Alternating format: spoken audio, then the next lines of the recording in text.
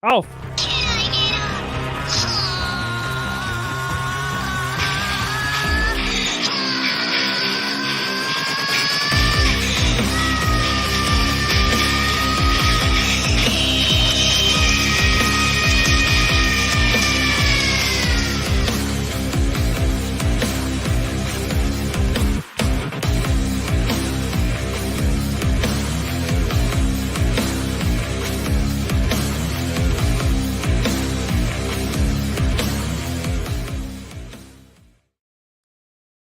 Welcome in, everybody, to the Auto Rhythm Fantasy Studios. I'm Jamie. That's Eli. It's Wednesday night. Another division. I got to watch tonight. Look at that. I got to watch tonight. What? Keep track of time. Yeah. I'm still late. Yeah. Damn. Well, everybody, welcome into the Auto Rhythm Fantasy Studios. It's another day, another night, another stream, whatever hell you want to call it. But we're back again. We're hitting up that AFC North this week. If you didn't miss it, well, if you did miss the last couple streams, we hit up the AFC East and the NFC East, or AFC, NFC, both those divisions. The whole East Division of their cram-packed 8 weeks worth of divisional previews. But yeah, I'm Jamie. That's Eli. We're back again. You there, sitting at home. Acknowledge me. Yeah. Acknowledge us. Yeah, just like Roman, just like the Usos. We're coming back together. Once again, doing the AFC North tonight. And you know what? We have a bunch of previous shows too. Over on, if you want to listen to, we got it on Spotify. You want to watch it, YouTube, a couple other platforms as well. And then you go over to Discord. And I always call it the kind of the messenger for fantasy people. It's always good discussions over there. Jamie's always doing his thing. And then of course, the X, Twitter. You take that down, and we both have our handles there. I just use my real name, and then Jamie uses the name of our channel. So on the show. Yeah, I mean, I have my own. That's we like to roll. There you go. Yes, I have my own. I have my own little personal one, but I don't even use that. I mean, I changed the username and all that fun stuff, but I don't even use. I mean, I just use it for just weather stuff more than likely, and that's about it, really. Dog, what are you doing? That's a lot. Yes, yes. I actually left my door open this time because it's quiet in here. So yeah, it'll be more visitors tonight. Oh yeah, we might. Well, I'm sure we will. I'm sure you'll see a cat, crawling across the blanket back there, sleeping and snoozing away. I'm sure while we're streaming. So, but maybe you won't be able to see him because my big head's in the way. But, but yeah. Far as Mariners hat. Yep, Mariners. Yep. So yeah, actually, I think I might try to pick up a few more hats in a couple weeks. So we're gonna be heading down to Rapid City. So I always like going down there and looking at varieties of different hats. So I always try to change it up when we do our shows, different hat all the time, different streams and stuff like that. Toss something else on every once in a while. So yes, it all just depends on what's going on, how I feel, what day I feel like. And I'm like, do I want to be dark today or do I want to be bright today? Let the sunshine in. Right. Yes. Hell. Yeah. Yeah. No, I mean, we've had some good reviews so far. We've done the NFC East. That was last week. You saw me, just straight. I should go get my Glock over there. I put a bullet right in Danny Dimes, Brian Dable, Devin Singletary. I put a bullet right through the eyes. Week before that, started we kicked things off division season with the AFC East. So where I talked up the Bills and Dolphins. Jay talked the Jets, and I damn near have the Jets making the playoffs now, and then the Patriots just they'll be lucky to win. So we did those two divisions. We banged those out. Tonight we're doing AFC North. But as always, we start off. We do our intros, and then we like to plug the previous shows, plug some of the other places you can find us. So, the YouTubes and the Spotifys and the Apples and all those good things. And then we like to see if there's any headlines going on in the NFL. But This week there ain't nothing. There ain't a goddamn thing. Jay, you want to talk about there not being a consolation draft? Does that pique your interest? You want to talk? There ain't nothing. Not a goddamn thing.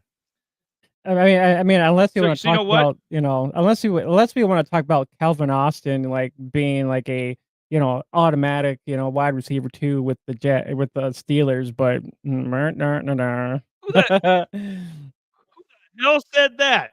Well, well, we're actually gonna probably talk about him tonight, or at least have him up on one of the graphics we do. So come up along with some of the other heavy hitters in the AFC North. But we're gonna cut out the bullshit tonight because I'm in a frisky mood because the townhome I rent, I gotta move out at the end of the month here, which is a couple days away. So I might have to change up the scenery a little bit here for the next 5 division reviews, but so is life. So we'll figure it out. We're gonna keep on a consistent schedule though. Basically, Eli's gonna be on an extended vacation. Eli's gonna be bouncing around. He's gonna be doing little paddling. Maybe staying in some hotels. Maybe staying in his rental, like whatever. So that's what's coming up here. And now we're gonna get into the regularly, how do you say that? Regularly scheduled program. Yeah. And we're gonna talk about not the LA Lakers. No, we're gonna be talking about the number 1 team in the AFC North, I should say, the Baltimore Ravens. Yeah. Yeah. I forgot to do the little. Oh, that's gone. Fine. It's fine. It's okay. Hot as ball. It's warm again up here. So we had flooding and shit going on. Down kind of by where I'm at. We're both in South Dakota, so little bit in my area and a little bit south of me, we had some flooding and heat waves are going across the country. So a bunch of weird shit's going on with the weather, but no excuses. We're gonna talk about the Baltimore Ravens here. Jay's gonna pull up his graphic, and we kind of work in tandem here. So he'll have his graphic, and I'll have mine on the bottom, and then we kind of we tie in some of the projected stats on the scroll there. You can see at the bottom there, just if you want to follow along. A couple different projections. There's Fantasy Pros that we use, and then Sleeper as well. So there's a couple different sources we use for projections. Yeah. Go ahead. Oh, I was just gonna say, when you guys are looking at the graphic here, all this stuff is actually from last season. So all your targets and stuff like that you're seeing is all from last year's statistics. Yeah. Yep. So for the rookies, it'll be what they like. Tez Walker, it would be what he did at UNC, or Rasheen Ali, Marshall. Yep. So so there's no confusion. Like, I don't remember that guy having over 2,800 yards rushing last year. What the? Just so there's no confusion. Yeah. It's just everything. But with the better teams combined. Yep. With the better teams, we go one by one, just our thoughts, and we'll do some honorable mentions too. So, and then we get into the Browns. I don't know. Some people think they'll be better. I see that falling apart real quick. So we get into the Browns. It's just going to be a clean sweep. I'll give them 2 thumbs down, but just wait. That's coming. Number 1, obviously, he might be the number 1 fantasy guy in the whole division if we're really being honest here. Action Jackson himself, Lamar Jackson. Tore it up last season. I think he was number 4 quarterback in PPR stats from last year. He's average ADP, for those who don't know, is average draft position. And there's a couple different sources for that. Some places might have him 3, some places might have him 6, some places might have him 4. So we kind of go on the average with that. So Lamar Jackson is quarterback 4. Behind Jalen Hurts, Josh Allen, and Dak Prescott, surprisingly, is above Lamar. But Dak's going to throw for a ton of touchdowns and a ton of yards. So, but you can see some of Lamar's projections that I had on the bottom scroll there. I don't see why he couldn't be a top 5 fantasy quarterback again this year. I mean, they've got some weapon. And Mark Andrews is going to be healthy, hopefully. So you got Mark Andrews, his trusted tight end. Zay Flowers is going to emerge this year, hopefully, as a number one receiver. Had a really good rookie season. Obviously, Derrick Henry to work with in the backfield ain't going to hurt. If you can get one more productive year out of Derrick Henry, I think Derrick Henry's 30 this year. So see if he's got one more good year left in the tank. Yep. And then you got the backups too. Isaiah Likely, a couple rookies that we might discuss here in a second. Tez Walker, and I don't see why not. What are your thoughts on Lamar being my number one? I mean, it's not a bad option. I mean, if you like some running upside with with Lamar, that's always a plus with these dual threat running quarterbacks. And I don't know if they'll dub his rushing back a little bit due to them having Henry there. So I don't know if they'll actually so I don't know I don't think he'll see as many yards as he did the previous year, so I might dub back just a little bit. But I mean, he's still going to be efficient as he has been. Yeah, and the rushing yards he's projected, between around 750 probably at this stage. He's not the 1,000-yard, Lamar Jackson from a couple years ago that was putting up crazy. 35 touchdown, 1,000 yards rushing, just doing, his best Randall Cunningham, Cam Newton impression. I think he's going to stay in the pocket a little more, now and try not to get as injured as he has in the past. So, a little less rushing than normal, maybe 700 to 750, but he was never a big touchdown guy. I mean, that was more of what, kind of Josh Allen and what Jalen do. Lamar was never a big, rushing touchdown guy. So you're projected to get about, maybe five or six. So just real solid numbers. Passing yards, somewhere around 35 to 3,600. I don't see why compared to what else is in the division here. He's quarterback one. I mean, Joe Burrow, we don't know if he can stay healthy for a full year. I mean, it's been probably since 2021, honestly, that he's really peaked fantasy wise. The other guys we'll get into. I won't even mention the other two because they're kind of trash. But I'll go with Mr. Lamar number one, and at number two, because I know you like some Derrick Henry. I like me some Derrick Henry, so I put Derrick at number two. He's running back 10 right now, which if he has anything left in the tank, you saw what this Ravens system did for some no-name backs. Or guys that we thought were journeymen, namely Gus the Bus. I mean, right? I don't think he's going to do much anything with the Chargers, honestly. J.K. Dobbins was hurt, but when he was out there, he looked good. The young guy who I'm going to talk about at the end there, Mr. Second Year Keaton Mitchell. I mean, there's been a lot of undrafted guys. I mean, even some of the randos they had. Didn't Melvin Gordon make a cameo last year?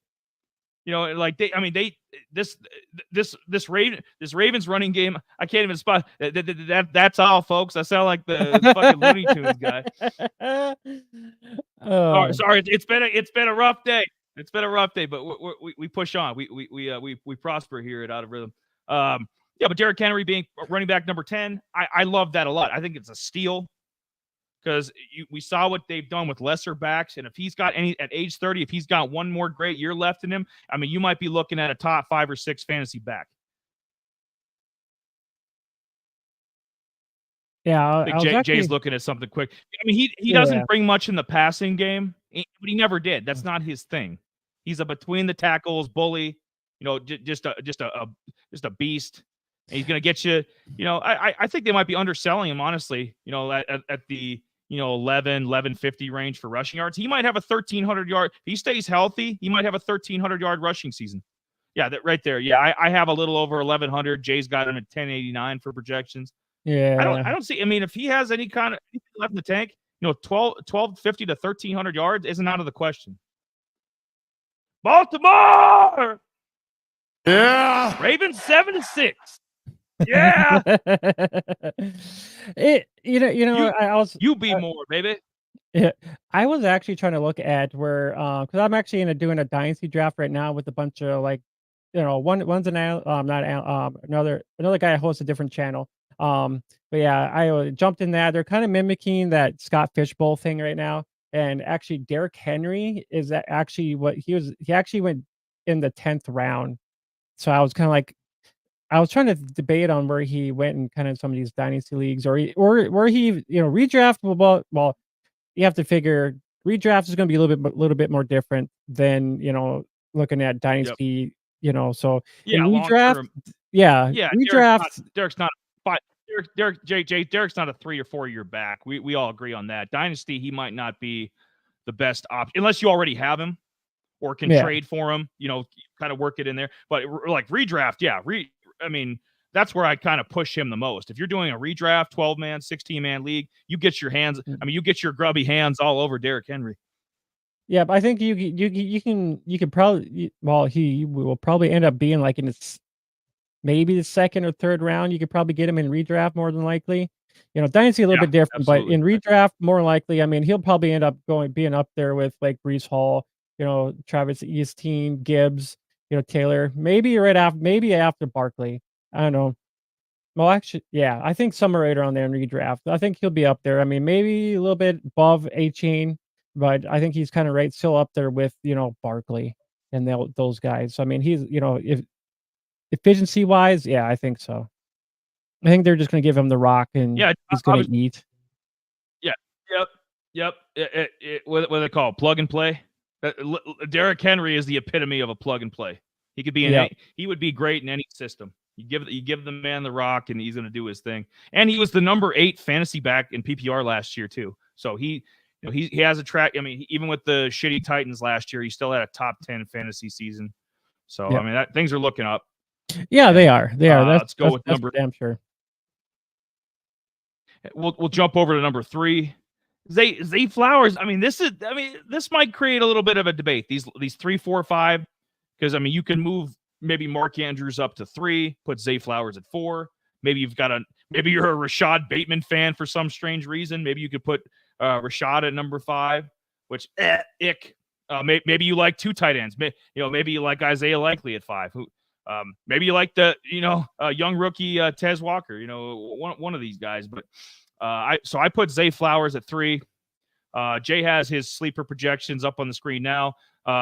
Mine from Fantasy Pros are pretty close. I mean, like they give a little more yards with Fantasy Pros, but yeah, about 6 touchdown range. 80 catches, somewhere in that range. Where was he at last year? He was receiver number 30 last year, which for a rookie that ain't bad. That's for where he was picked. That's a damn good. I mean, he wasn't like a top 5 receiver pick or anything. I mean, he was a first rounder, but I loved his rookie season a lot. I think second year is going to be even better. What do you think about him being above Mark Andrews here? It's never a bad option for, a guy being, their wide receiver 1 in this offense. I mean, it's kind of one of those things where it's like, do you go it's it the Ravens are a little bit different team. They're kind of like, do we go tight, even though like Mark Andrews, is about as good as Flowers is. I mean, he's good yak wise. I mean, he's the guy that everybody wants because everybody know it's pretty much Lamar to freaking Andrews when he's scrambling or whatever. He's one of those guys. If other than that, I mean, Safety blanket. pretty much, but I mean, he'll give you the yards after the catch. I mean, he's involved in this offense. So I mean, it's not like, he's a rookie coming in here. I mean, he's been here for a while. I just like the fact that, it's really hard to really, put, either or, just looking at this offense in general, if I had to, I mean, market, tight end wise, yeah, he's up there with the top 5, top 6 guys, coming off the board. Flowers is a little bit different story. I mean, you can end up getting him a little bit later in a lot of your redrafts as well. Yeah, I think that's a good spot for Zay. Receiver 27. That's a good spot. And I think he works both places because he's a second year guy. Dynasty. He's got great value there. Only upside because I don't see anybody else. on this receiving, nobody's going to challenge him for that number one spot. He should lead at least the receivers. Maybe Mark Andrews gets more targets, but he'll be the number one. You see it down on the bottom. He's projected to have 17% of the targets, so he's going to be receiver one. He's going to be their top dog, and I don't see anybody else challenging him. And for year to year redraft, he's great there too. So I think it's a win-win. I don't think you lose there. And I'll work Mark Andrews in too. And then I'll let you close. I mean, if you have any more thoughts on, but I'll just get my Mark Andrews bit in here quick. We got some more listeners. More eyes on the product. What product? You're tuning in now. If you're tuning in now, we're talking about the Ravens. Probably get into the other team I like a lot in this division, the Bengals. We'll get into them probably next. So stay tuned for that. If you're a Bengals fan or a Chase fan, any of that stuff. Right now we're at Mark Andrews. He's number 4 on my top 5 fantasy Ravens here. And why the hell not? When he's healthy, top 5 fantasy tight end. I mean, year after year after year. I mean, the guy he does everything. He gets you touchdowns. He gets you catches.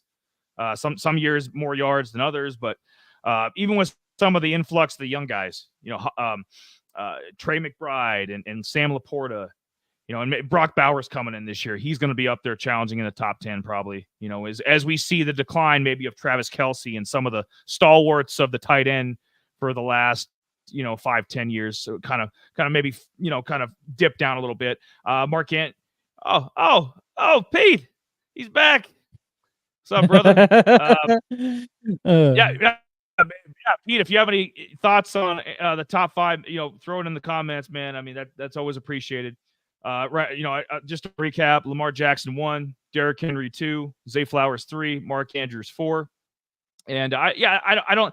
And you know what? If something does happen to Mark Andrews, you can always find a place because you can always draft Isaiah Likely pretty reasonable.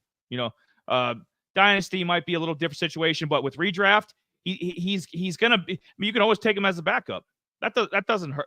If you have a spot if you're in a deeper, maybe 16-man league or a deeper play, you can stash Isaiah Likely. You don't have to carry like 20 running backs or 20 receivers. You can have a third tight end as an insurance policy, and maybe carry one less quarterback if it's a one quarterback league. So you can find a place where if something dramatic does happen to Mark Andrews again, you've got Isaiah Likely right there to plug in. And when Isaiah Likely plays, he's a top 15 fantasy tight end. That's not even debatable.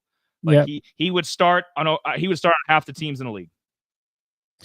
Yeah, that's a given. When you're looking at this offense, I mean, it's one of those. It's like which guys are going to be good. I mean, for me, when I look at the Ravens, I always give the Ravens shit. I hate the Ravens. They just want to make me puke. Each time I look at this team, even last year, the Ravens, nevermore. It's one of those things. There's only maybe a couple guys out of here. I didn't like their running backs last year.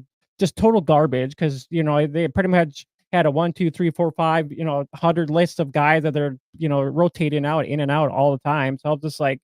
And then the other 2 guys, they end up following each other to the Chargers anyway. So it's just like, looking at that backfield. So it's one of those things. I'm just kind of like, I don't like Bateman. I hated him. I had him. I actually got rid of him finally in Dynasty. I had enough of his ass. So I was just completely over the whole Bateman, pristine, whatever it is, hype, whatever the hell you want to call it. I had enough.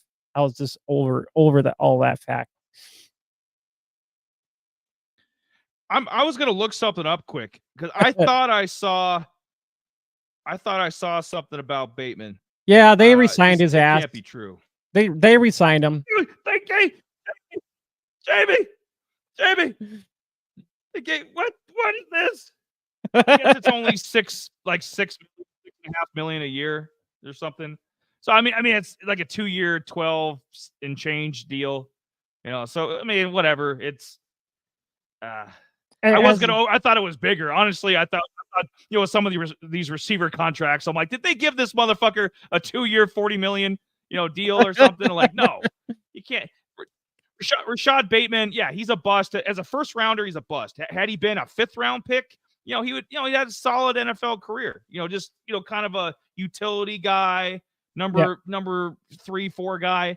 I mean, we wouldn't be, if he wasn't a first round pick and didn't have the career at Minnesota and college that he had. I mean, we wouldn't be ripping on the guy, but he has been a total disappointment in the pros. And he's going to do his stat line right there. That's exactly it. It's going to be, 40 to 45 catches. Maybe if you're lucky, you get 4 touchdowns. Maybe 550, 600 yards receiving. That's just what he is. Yeah.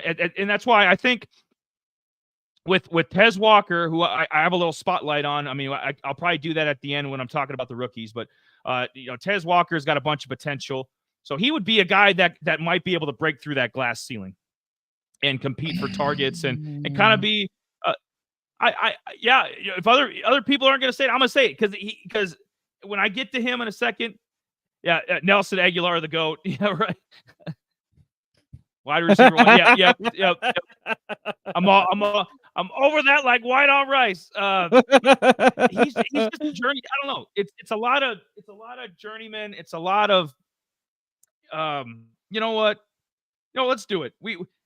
Let's pull up the Ravens depth chart while we're on the Baltimore Ravens wide receiver, because that's the weakness of the team. If you think about it, what's probably kept them from beating the Chiefs and winning the Super Bowl last year is they just don't have enough. They don't have enough help at receiver. They just don't. Zay Flowers can't do it alone. Rashad Bateman, to me, is a joke. Deontay Hardy from the Bills, get out! Come on now. Kylan Wallace. You can't forget Quadre Ismail now. Malik Cunningham. Hey, thank you, Jay. Wasn't Malik Cunningham a quarterback? Yes, he was. Did they convert him? He was a Patriot. They converted him to a wide receiver. That's their depth chart. Okay. What do we even talk? This ain't Terrell Pryor here. He's not going to turn into a 1,000-yard receiver. I mean, come on now. Oh, come on now. What is this junk? They actually got Quadre's Ismail's they got his son on their team right now too as well. That's what I thought that was. I remember Quadre Ismail, back in the day, like 25 years ago. I was like, I didn't know he went Benjamin Button and went back in the time machine. But yeah, just a bunch of randos. Yeah. A lot of LA night tonight. Yeah. Go ahead, Jay. It's for me to take, for me to kind of look at this team. I mean, it's not as bad as like when you look at the Patriots, the Giants. How is there guy pieces from there? I mean, there's very few select that you might want from a team like that. I mean, I would honestly, I would probably take Dez over Dez, whatever. I would take him over Bateman. I'd actually I'd actually have him up over there. In the wide receiver 2 spot, just bump Bateman. Thank you. That's my opinion. I think he's got a little bit more. Didn't you say, Jay? Didn't you say that somebody was saying, "Oh, Tez Walker, he ain't shit. He ain't." Did you say somebody was talking smack about Tez Walker? Yeah. LA Knight can play tight end for the Ravens. Yeah, maybe he could. I don't know. I don't know what's behind. Likely on the depth chart. Maybe LA Knight's going to be the 3rd string tight end for the Baltimore Ravens. And he's going to do the BFT. He's going to do the BFT to Rashad Bateman. Right? Get him out of here. It is. Yeah. And when it comes to Bateman, I've had a hard time with him. So I mean, because he doesn't really give you a whole lot. It's here and there, No. and he's a frustrating player when it comes for fantasy. He would be a really, really, really good number 4 receiver. Yeah, I think so. If he was with if he was with the Eagles, like if he was with the Eagles as their number 4, that's where he should be. I mean, he should be where Nelson Aguilar and some of these other busts, where they should be. Just on a good team, being the 4th receiver. Yeah. At the Senior Bowl, Tez Walker. Yeah, Tez is coming, boys. Tez is coming. Okay, his stat. You know what? I'm gonna do it, and then I'm gonna get into Keaton. I'm gonna bang this out quick, Jay, because this is our boy. Let's just do. While we're on Tez Walker, let's just do it. 4th round pick from UNC. Everybody knows, that's Jay's school. He's a Tar Heel. His stats weren't that great from last year, obviously. Was suspended. The first 4 games, I think he was fighting for eligibility. Was what was going on. So I don't think he was in trouble for steroids or drugs or anything. He wasn't pulling any Rashee Rice bullshit. So I think it had more to do with the NCAA. But yeah, that's why he only had like 41 catches, 700 yards, 7 touchdowns. If you add 4 games onto that, and especially against the Cream Puffs that they would have been playing, because that would have been before the ACC schedule, a lot of that. I mean, you probably would have at least had 1,000 yards. Oh yeah, most I definitely. think that's a 1,000-yard season, at least 1,000 yards, at least 10 touchdowns, at least maybe you throw on at least 30 more targets, so over 100 targets. Yeah, because you saw what a full season at Kent State did, because he was at Kent State for a couple years before UNC, and at 2022 had over 900 yards, 11 touchdowns, and he was playing with a garbage quarterback. Yeah. So I mean, this year he would have been, he would have had a full season of Drake May, who it's going to be debatable. Obviously, if you saw our stream a couple weeks ago, it's going to be debatable what he does with the Patriots in the NFL. But we can't argue he was a damn good college quarterback. So he would have been getting, Drake May would have been slinging it to him. So that's why he only made 3rd team All ACC. 4th round for his speed and his size, 6'2", a 6'2" guy that can run, a 4.36. I like that a lot. I mean, that puts him, and remember, Jamar Chase, high 1st round pick. Some of these guys that have similar size and similar speed were like, high 1st round, mid 1st round guys. I mean, you're getting this guy in the 4th round. He's basically a throwaway pick almost. And he pretty much and if it was a different team, I might think differently with a different receiver depth chart. But the fact that he's coming to Baltimore, who the fuck is in his way? I mean, Rashad Bateman, Nelson Aguilar, Deontay, Hardy from the Bills, the guy from the Bills. Like, come on, he could jump. I literally think he could jump all these guys. Like, he could be, best case scenario, he could be the number 2 receiver here behind Zay Flowers. That'd be a damn. If Tez Walker could develop into a really good number 2 or a solid number 2, I mean, the Ravens would be dangerous. Yeah, I would have to agree. I mean, I like Walker's tape from what I was seeing. I mean, he's speedy, and he can, he's got great hype to actually catch the ball too on 50-50 balls. So maybe even if the ball gets a little out of whack, yeah, I mean that's a given. I just like the fact that I'm just like, dude, this guy can come in and take over, but Bateman's role, and that'll be the end of the story. There would be no questions about it. And I think that 2-year deal was just an insurance policy. Probably more like, likely. Hey, this Tez Walker kid we took in the 4th round could probably do everything Bateman does, but better. So a little insurance for the Ravens, and they're a smart franchise. They know what they're doing. And we'll put this graphic back up, and we'll finish up the top 5 with Keaton Mitchell. And this one is going to cause some debate. Obviously, you could put maybe Isaiah Likely here. If you're a Rashad Bateman guy, maybe put Rashad Bateman here. Pete, when was the last time you guys? I think you said drank Everclear. Hell no, man. It's been a minute. Man, I think we did back in the day, but no, not as not recently. No, are you trying to insinuate we're on something, Pete? No, so here's what happened. Pete's on the Face Off network over there, and somehow Pete, he was drinking some rum, and somehow he ended up drinking some Everclear at the end of the night with and him smoking a cigar in his office, as he would say. And I'm like, I made the comment of, who drinks that low budget crap anyways? So it was like, oh, so yeah, he's giving me a little rash for that. I'm like, nope. I made the comment of, I only spend $50 on the good shit. If it's below $50, right, I won't touch it. We got high end taste now. No, but Keaton Mitchell here, I liked what I saw from him as a rookie, undrafted rookie. Not, part of the Ravens running back machine, if you want to call it that.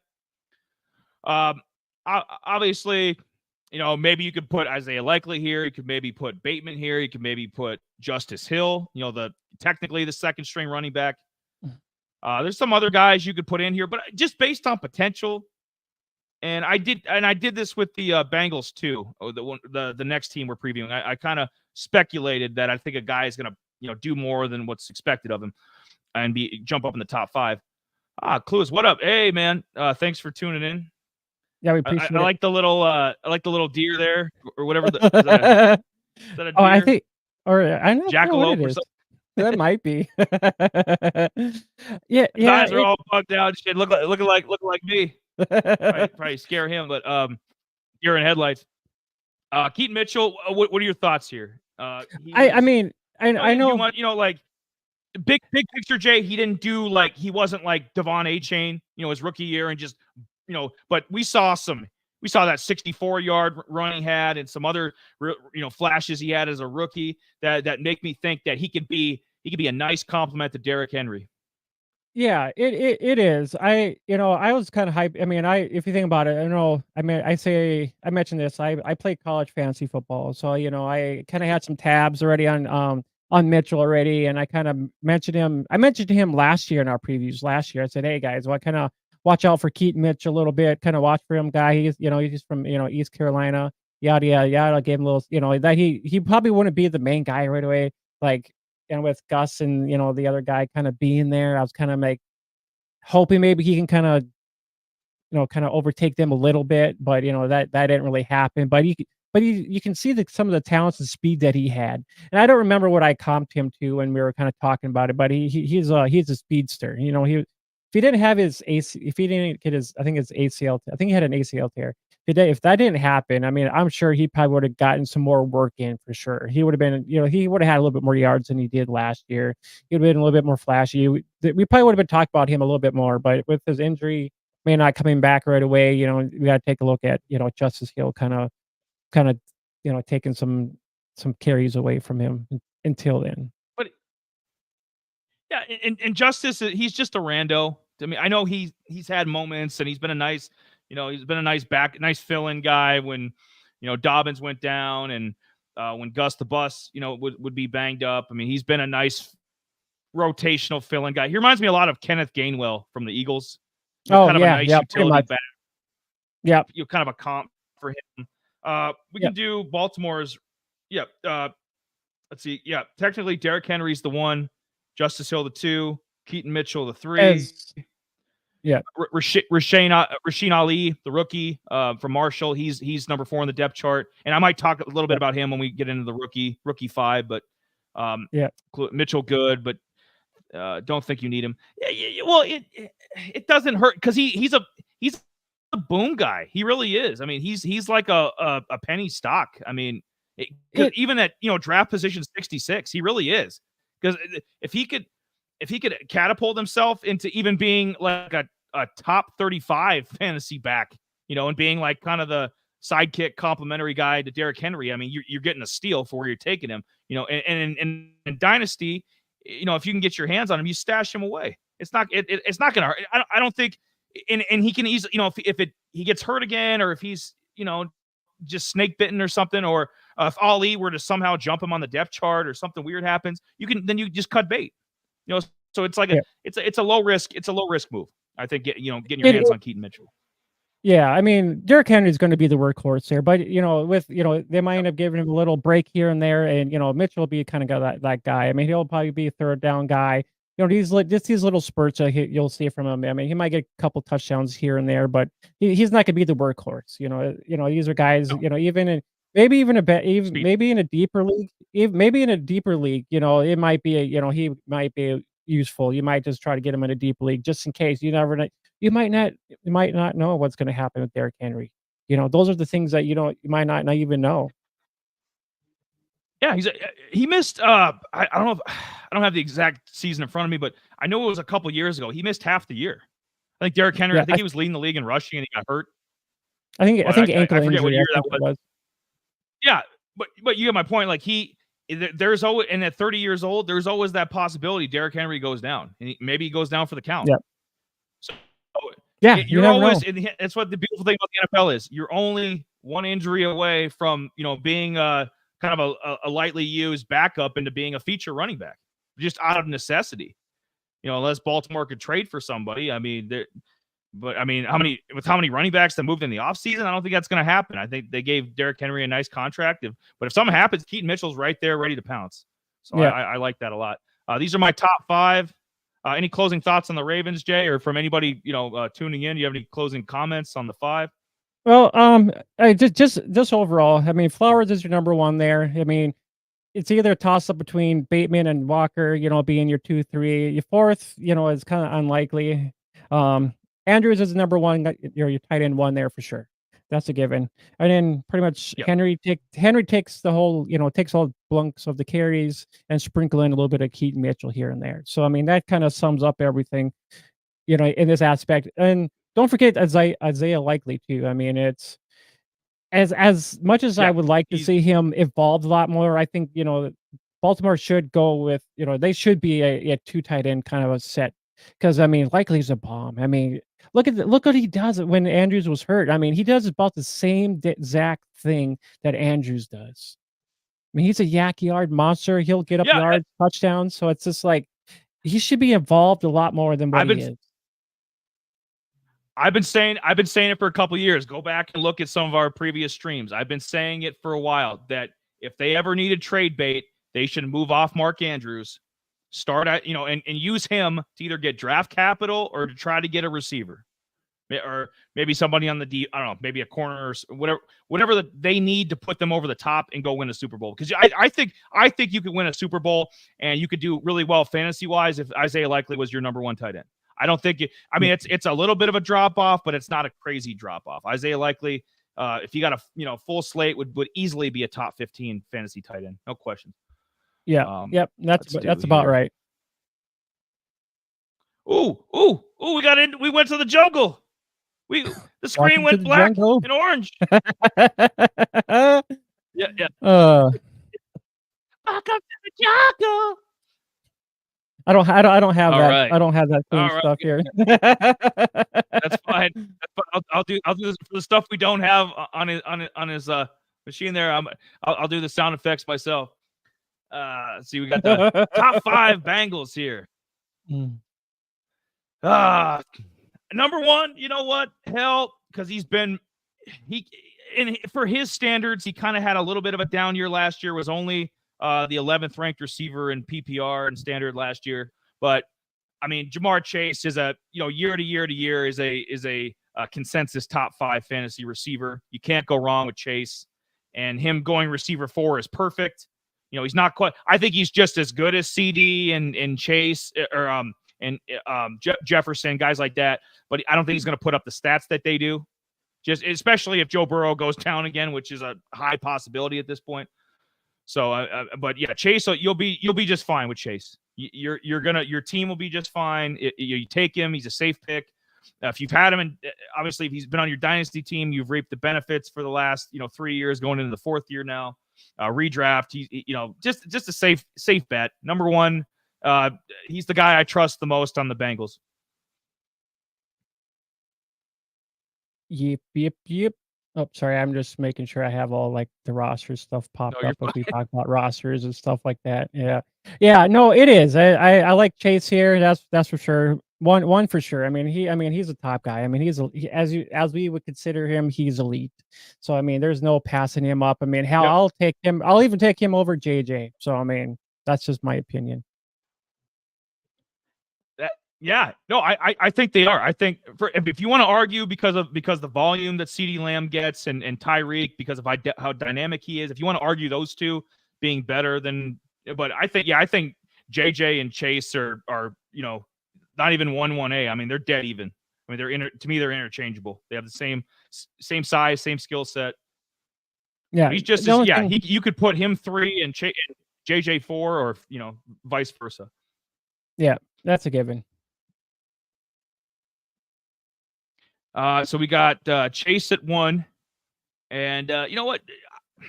Because I can't put Jake Browning at number 2, as much as I kind of want to. Because Joe Burrow has been scaring the shit out of fantasy owners, at least for last year and the last couple of years. Like, dude, are you gonna have a healthy hand? Sweet Jesus! He's.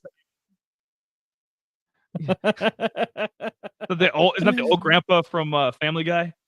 Yes, it was. Herbert or whatever.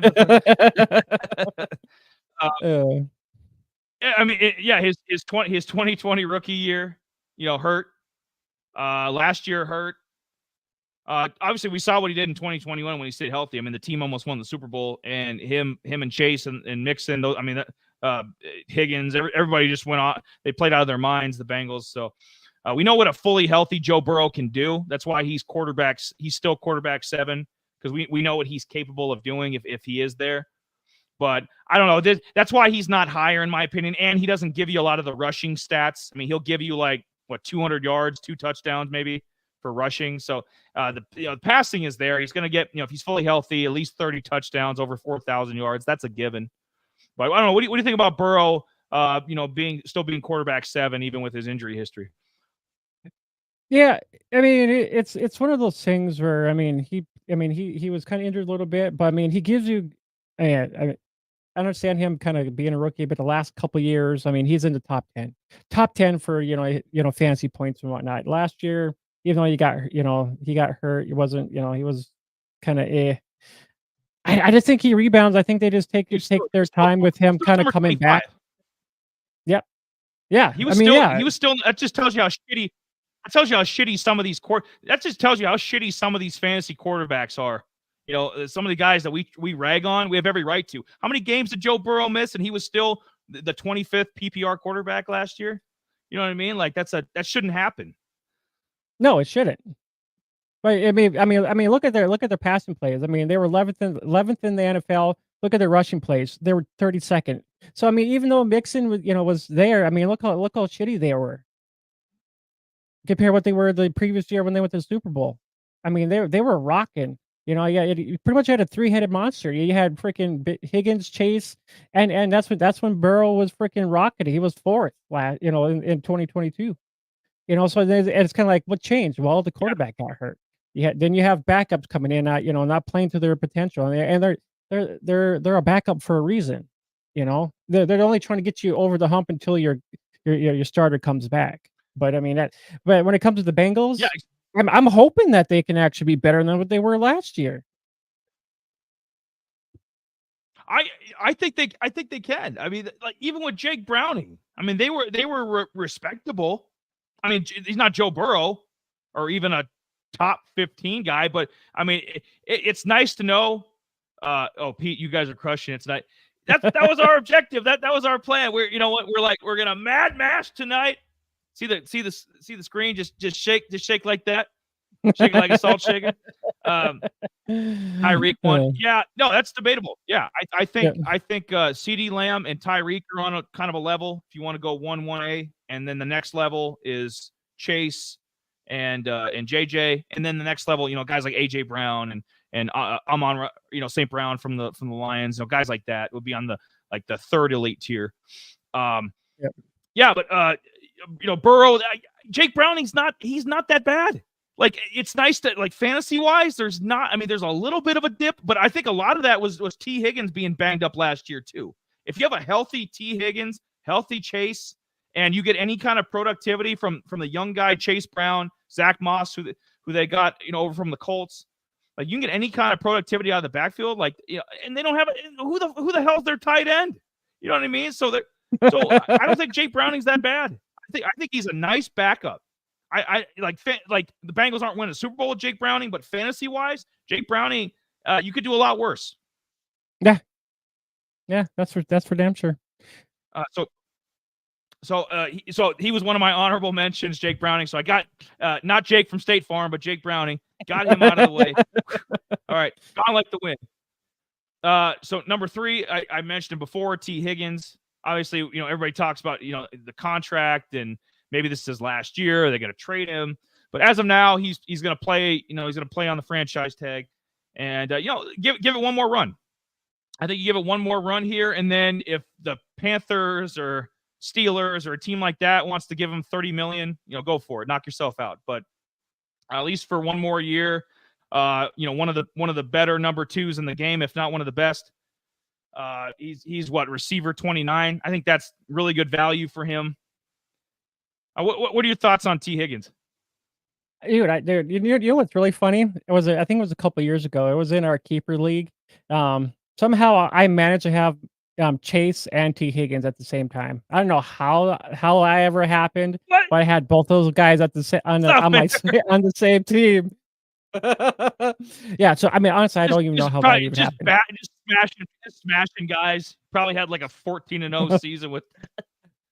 I think I ended up going mediocre. That I'm like, I had these two guys and I was mediocre, but I'm like, yeah, it's just one of those things. I even tried, like, I actually tried trading like Higgins off when he was rocking it, but no one wanted him. No one would, it's like, damn, I was like, I put it out there, like, hey guys, T Higgins up for a trade. Somebody want him? Nope, no one did. So I'm like, it was frustrating, but yeah, I love T Higgins. I think he's a little bit better. I think he's a little bit better than Devontae Smith. Ooh, that'd be a good Twitter debate. Like who's better? Like who's the better number 2, Devontae Smith or T Higgins? Like well, fully healthy. Obviously, Devontae's been healthy the last couple years, but like, they're both 100% healthy. Like who's better? You could probably put Waddle up That's in a there good too. debate. You could probably put up debate about those three guys. Waddle, sure. Smith, and Higgins. I think out of those three guys, it'd be a good conversation. Yeah, like who's the best? And when we get to the Vikings, maybe Jordan Addison might work his way into the mix this year too, because I think Jordan Addison's pretty damn good too. So we might have there might be 5 guys that could be in the conversation for best number 2 in the league. Absolutely. Yeah. T Higgins there. He's, like I said, he's one of the best number 2. So he's not going to be that. He's not Chase, but he's not going to be that far off of Chase in terms of targets and average catches. Touchdowns are pretty close too. I mean, T Higgins, he's projected. Jay's got him at 7, but Fantasy Pros has him at 8. I like that 8 range a lot too. So it's not much of a dip. So if you can't get your hands on Jamar Chase, obviously, snag up T Higgins. And then you look at we'll get into the running backs because, those are 4 and 5. Maybe we can look at their running back depth chart, but bang, if you want, man, let's bang out the receivers here since we got him up. Jermaine Burton. I mean, he has one, not like a statistic wise, like a all-time Hall of Fame level college career, but the guy played for Georgia and Alabama. I mean, can you get more college royalty than that? I mean, the guy was living large, and I think he's going to be he's going to work his way in where, 2025, he's what? Put your hands on. What? I said 2025. If you're in Dynasty, pick his ass up. This could be the guy replacing T Higgins. If T Higgins signs with whoever, the Steelers, the Panthers, the Bucks, if Mike Evans retires or something. I mean, just a team like that would come and snag T Higgins away. Jermaine Burton might be a nice alternative there. And, like I said, a solid college career, plays for Alabama, Georgia. And then I also like Andre Eusebius there. He had some flashes. He had some flashes last year. I like him more than I like Trent Irwin. Trent Irwin's I think he was like the child actor guy that, became an NFL player. He's the guy with the long hair. Trent Irwin, he's whatever, he's solid. He'd probably be the number 5 receiver. But I mean, they got a little, they're not short on receivers. They aren't. They have plenty in the cupboard. So they could technically trade T Higgins or let T Higgins walk at the end of the year, and they're not going to be hurting for it because you got Jamar Chase. You pay him, and then you just find a cast of characters and build it around Chase. I think. Yeah, it is. I was going to kind of look into Burton. I know he came from Alabama. I mean, Georgia and Alabama, yeah, those are 2 top high-end college teams. So I mean, you're going to get recognized just because of the name, just because of the college name. Like, oh, hey, look at this guy. Yep. So I was actually going to take a look at him, kind of see what he did and whatnot. And I totally forgot to actually kind of look him up before we end up starting the show. But I looked up a couple other guys and whatnot. I'll probably talk about Thrash here when we get to the freaking Bengals. But yeah, I was going to check out him. Yep. Yeah, I was kind of curious to see what what kind of value he brings to the Bengals. even though they lost, Boyd to the Titans and whatnot. So I was going to figure out what does Burton bring, to the Bengals. They got two, Chase and Higgins, and how tall? I guess how tall is Burton? Is he like a 6-foot guy, or is he kind of small? He's 6 foot, about 200 pounds. So Yeah, he kind of fits in there. T. Higgins a little bit bigger, but he's pretty close to the same size as Jamar Chase.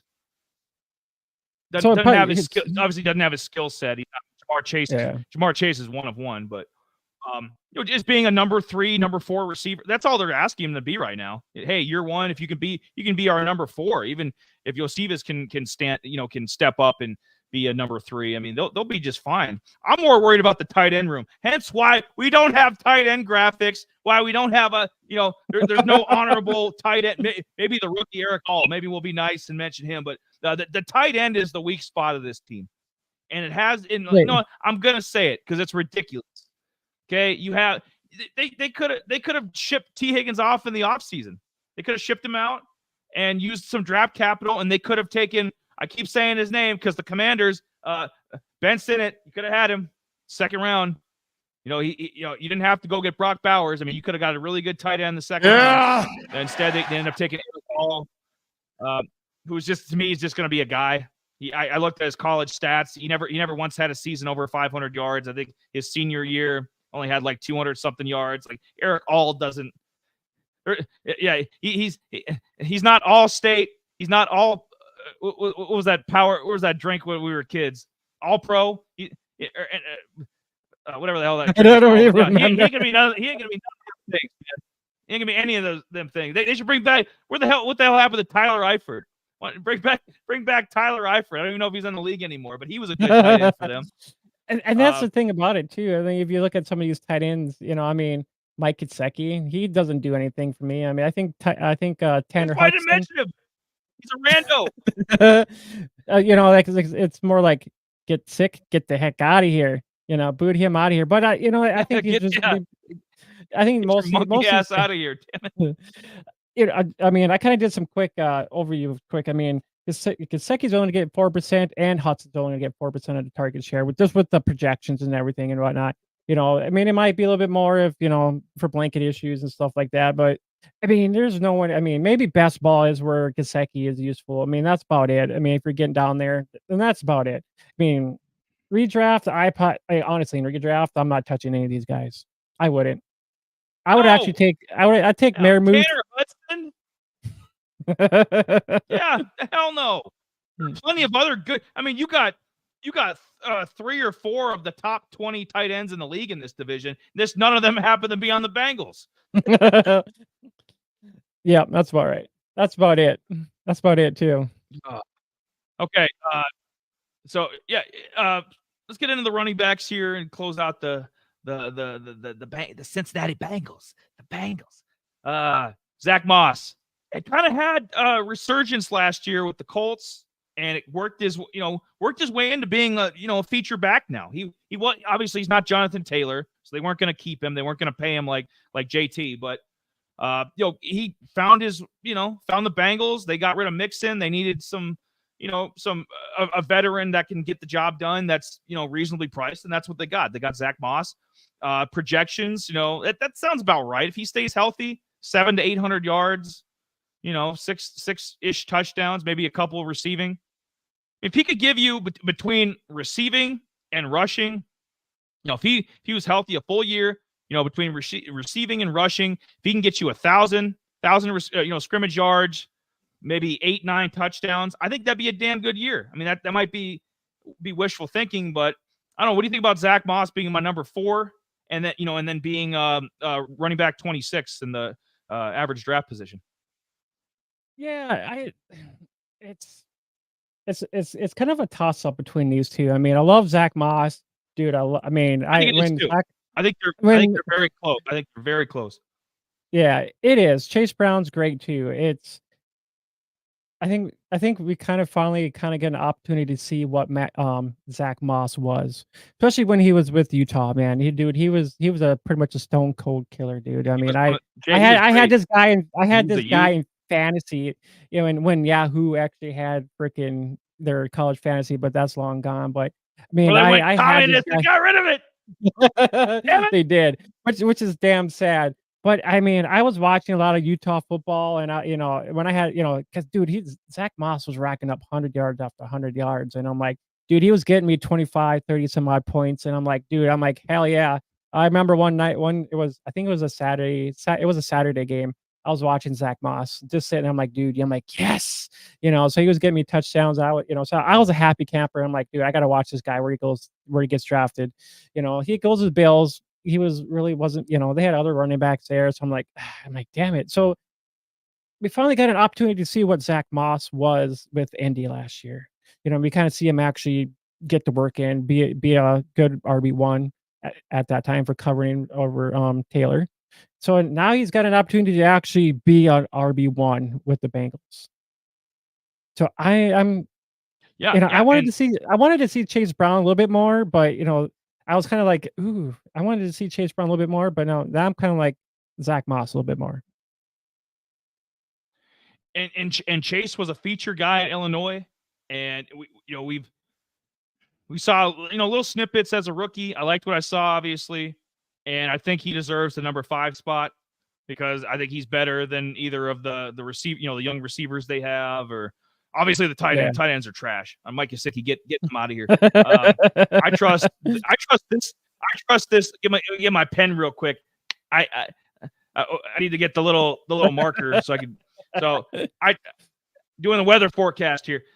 Zach Moss and Chase Brown. It's gonna be a nice 1-2 tandem. I like it a lot. There's no there's no feature guy here. It's out of respect for Zach Moss what he did last year, and being and the experts are saying that he's should be a little bit higher, a little bit better stats than Chase Brown. But to me, they're dead even. Like you could easily put Chase Brown at 4, Zach Moss at 5. But yeah, I mean, he's back again. Damn right. Man, hello. Couldn't get enough of us. It's fine. It's fine. I was, Mixon keep had talking. I'm making some cranberry juice. Keep talking. Yeah, Mixon had he had the red zone, he had the red zone carries last year, so I'm trying to think of what is Zach Moss going to offer, for the Bengals, and I think he can do that same darn thing. And Chase, he had very minimum, opportunities, because they had Mixon there. So I was kind of a little disappointed. Chase had about 6, rushing attempts in the red zone for, red zone targets or rushing targets. And, maybe this might be 50-50 with these two guys. Maybe they change it up. Maybe they have both these guys in there at the same time at the red zone. It's just we'll have to kind of wait and see, and that's what I liked about this. It's kind of the unknown, it's kind of like the X-Files going into the unknown. I should have that as a little sound bite. Yeah, get it. Yeah, there's no like goal line, but like some play, like we know what Zeke is in Dallas pretty much. He should be. I mean, he's kind of the feature guy, but we think he's gonna be more of a goal line or catch pass kind of guy. Like these guys are kind of do similar things, and so I mean, yeah, you could see a mix and match with touchdowns. There's not gonna be one, like not gonna be a Gus the Bus situation or a Jamal Williams from a couple years ago where the guy's just racking up. One of them is just racking up touchdowns left and right, and the other guy's kind of left to hang out to dry. I think these guys are gonna be pretty even on touchdowns, and if you can get Chase Brown at running back 28 or 38 there and get better value than Zach Moss, I'd go for him. It's just wherever you're drafting or whatever, if you're doing dynasty, if you don't have either of these guys and you're trying to make a trade or you're trying to wheel and deal a little bit, to me, they're even. So if you can get Chase Brown a little cheaper, more better value, I'd go with that. Absolutely. And auction league too. I mean, you're going to be able to bid probably cheaper on Chase Brown because he's still a little bit of an unknown commodity. Like with NFL circles, we know what he's about, but yeah, I was just looking quick at the Indies red zone rushes, and Zach Moss actually had more red zone rushes than Taylor when Taylor did start coming back. Because Zach had 42 to Taylor's 21, which is totally just crazy. But so it's very possible that Zach Moss will actually end up seeing a little bit more in the red zone. And then probably Chase. maybe that's the difference. Like because I keep looking at him like similar size, similar. Maybe that's the difference. I mean, if Zach Moss can do it all around, if he's better, inside the red zone, I mean, and around the goal line, absolutely. Because that's the name of the game. That's why we're trying to win fantasy championships here. We're trying to get points, and if Zach Moss is going to rack up the touchdowns, I just thought they'd be comparable because I think Chase can do a lot of stuff too. These guys have both been undervalued in my opinion. They both had great college careers and they've both been undervalued for what they bring, because they weren't high picks. They weren't featured guys right away. So I like both of them. Yeah, it's been Chris Evans, Chris Evans just a guy. Yeah. So yeah, at Illinois, Chase actually had back-to-back 1,000-yard rushing. He had 1,600 before he got drafted. He had 1,600, 10 touchdowns. He was actually at Pitt too. So yeah. So honestly, he really didn't start until like his sophomore year, kind of here and there. So I mean, he came out as a junior, in 2022. So he did a little. So I think So ground and pound with him, maybe a little receiving. He had 3 touchdowns in the receiving game a little bit. So I think Zach Moss might be the heavy hitter on this end. Yeah. Yep. That's fine. Yeah. Yep. And Chris Evans, I think that's an actor. Isn't Chris? Isn't that Captain America? No. When I think of Chris Evans, I'm thinking of the actor. I'm not thinking of the scrub. I'm not thinking of the scrub third string running back from the Bengals. So yeah. Yeah.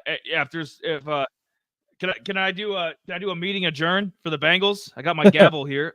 Yep. I'll just recap here real quick. We got Chase 1. Okay. We have Burrow 2, Higgins 3, Zach Moss 4, and Chase Brown 5 for Eli's rankings there.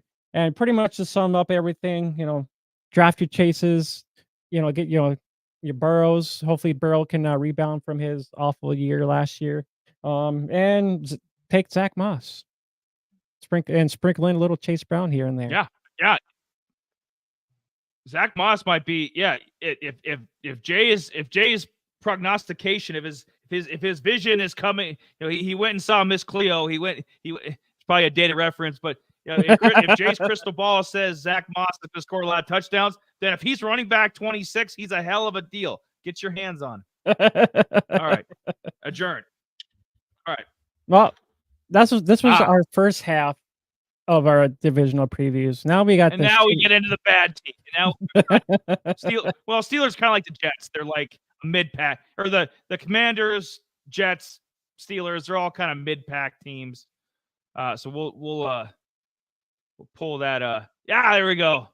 The black and gold. There it is.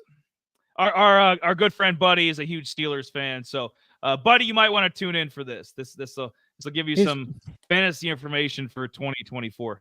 Look at that logo. Look at 1933. I mean, this brand's been around almost 100 years. You can't go wrong with the Pittsburgh Steelers. But fantasy wise, they're just there's a lot of they're good, just not great. Is that a word? Good, not great. George Pickens, I think, is got to be number 1 though. Yeah, right. Yeah. I think Pickens has got to be the number 1 guy. Yeah, I think he's got to be the number 1 guy here, just for the potential. Since he came out of college, a couple years ago, it's been he has the potential to be a number 1. He has the potential to be a top 20 fantasy receiver. He's got all the potential in the world. Let me get the handy dandy notebook out here. Bam! There it is. Yep. So he was receiver 29 last year in PPR standard points. Receiver, 28, 29. So he's right where he should be. He's right in that top 30 range, and that's pretty much where he's been at his first 2 years. So, but compared to the rest of the Steelers, Freiermuth is good. He's not great. Najee Harris and Jalen Warren are solid and good. They're not great. Obviously, my thoughts on Russ. He's a little long in a tooth there. So by default, I think George Pickens number 1. What do you think? Yeah, I gotta agree with you there. I love me some. There used to be Pickett to Pickens, but there's no more. Pickett the Pickens. there's no more of that tongue twister going Like, on. So right. So we don't have any more of that. But yes, it was kind of funny because I was kind of digging into the projections and stuff like that when it comes to Pickens and that. And like when we kind of get over to that side here, when we he was only going to get like it was kind of funny because he's only going to see like 15% of the maybe the target share, and it's just like me and another guy were kind of talking, and we're like, he should see more targets. And that's why I was like, this it seems a little low, but I'm like, he actually had like 100 and some odd targets last year. So that's why I was like, I was gonna see what he had reception wise, but target wise, he had like 106. So I'm like, that's something seemed off. Well, Kenny Pickett and Mason Rudolph and all this trash he had at quarterback probably didn't help that much either. So I mean, they have not helped this man one bit. You know, he should be how many targets did CeeDee Lamb get last year? Like 180, 181? You know, I mean, that's like the elite of the elite, but you know, George Pickens should be getting at least 130 for targets. Oh hell yeah. That should, like it should be about that. You know, where he should be, where his skill level is at. Yeah, he shouldn't be getting 100 targets. I mean, come on now. Like that's not acceptable. That's like number 2 for the Panthers kind of target numbers. You know what I mean? Like that's not what elite receivers, you know. He had in 2022 he had 84 targets. In 2023 that rose to 106. So yeah, his first year 801. Then last year he came on like 1100 some odd receiving yards last year, even with Pickett being as bad as they were. I mean, just look at their passing. You know, they were kind of in the middle of the pack card toward the bottom. I mean, 24th, 130, you know, 131 or 431 pass plays to their, you know, 331, you know, rushing. You know, so they were almost kind of 50-50, but I mean, they really didn't get anywhere. Yeah, no, I mean, I can't. Kenny Pickett, I said with the Eagles, Kenny Pickett is okay as a couple week fill-in guy. To me, he's in the same category as Gardner Minshew. Like, I don't want him starting a full year for me. I don't want him starting half a year. I think Gardner Minshew's better, actually. The more I think, Gardner Minshew's better than this guy. Like, Kenny Pickett's, he's only good in like a short spurt, couple week thing. He's trash. Yeah, I said it. He's trash. Mason Rudolph, career backup. Get out. Whoever other rando they had, I think they had another guy starting too. I mean, just a bunch of random ass people, and they're not helping. Pickett's, he got 1,100 yards with what they were dealing with last year. And Freiermuth was hurt too, so he didn't even have his reliable like number 2 partner there. I mean, and Deontay Johnson I think was hurt, and like he didn't have a lot to work with. You had to go to Pickett. They knew these defenses knew they had to go to Pickens, and the guy still got 1,100 yards. Feed him. Feed me more. Feed his ass. Yeah, as freaking what's his name would say? Feed me. Yeah, Ryback. Feed me. Yes, Ryback. Feed me more. Yeah. It is. And I'm trying to, you know, when I was kind of I was trying to debate on like who's gonna be throwing him the ball. Is it gonna be Russ Wilson or is it gonna be Fields? You know, because you know they traded for Fields, and so I'm just I had a, you know, how is Pickens gonna freaking rebound or add on to, you know, his 1,100 some odd freaking, you know, receiving game? How's he gonna get, you know, 1,400? You know, if that, you know, so how's that gonna happen when you got toss up at, you know, it's almost in that similar situation. Is Russ gonna freaking rebound from his, you know, horrible season with the freaking donkeys? You know, is he gonna come back and actually be like, all right, here, Denver, here's what you're missing out on? Is he gonna come out and actually be one of those guys?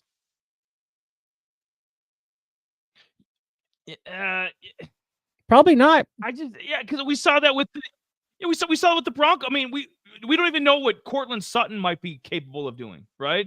A lot of these teams that have these like mid-level guys that should be backups, guys that should be low-end starter. You know, we don't like some of these guys that are in the same, because I think Pickens and Cortland Sutton are in the same category. You know, they're probably similar receivers, and it's like we don't even know if these guys can do more. Maybe I think there's more in the tank with George Pickens. I think there's more to pull out. And Russ ain't much better, but Russ is a little bit better than Pickett and those clowns they had last year. So even at 30, you know, whatever he is, 35-year-old Russ, I mean, he's still better than any trash they had last year. And Justin Fields, I think Justin Fields is better too. I think so the backup is even better than Pickett, and Andy Dalton should be the starter over Russ. What? No, what? Pete, no. This is what the hell? No, this ain't 2015. No, get out of here. He was okay. I mean, Andy Dalton was solid with the Bengals. He was he's a good quarterback with the Bengals, but I mean, now at this point, he's just collecting a check. I mean, come on now. He's a career backup now, and he's collecting a check. Andy Dalton, no. Andy Dalton, no. Even Justin Fields, no. Sadly, it's going to be on the arm of Russ. And I don't know. For receiver 29, I think he's where, just based on his quarterback. Obviously, if he had Patrick Mahomes throwing him the ball, I mean, this guy would be a top 10 receiver. I mean, if Mahomes or some guy at that level, but I mean, Russ ain't that. So, number two, dos, Najee Harris. And this is another thing it's become a debate because Jaylen Warren really came into his own last year. And with all the receiving Jaylen does, I mean, it's debatable. I mean, Najee's solid. He's a top 20 fantasy back for sure. I don't mean to have you jumping around there, but no, it's all good. You see the numbers there. Najee's projected to have more rushing yards than Jaylen, as he should. Najee's had.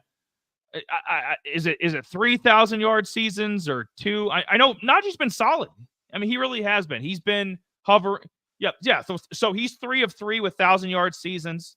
So you could do a lot worse than Najee Harris. So and Freiermuth, being hurt, and see if he can come back to being, the way he was in 2022. But a lot of that's based on the quarterback too.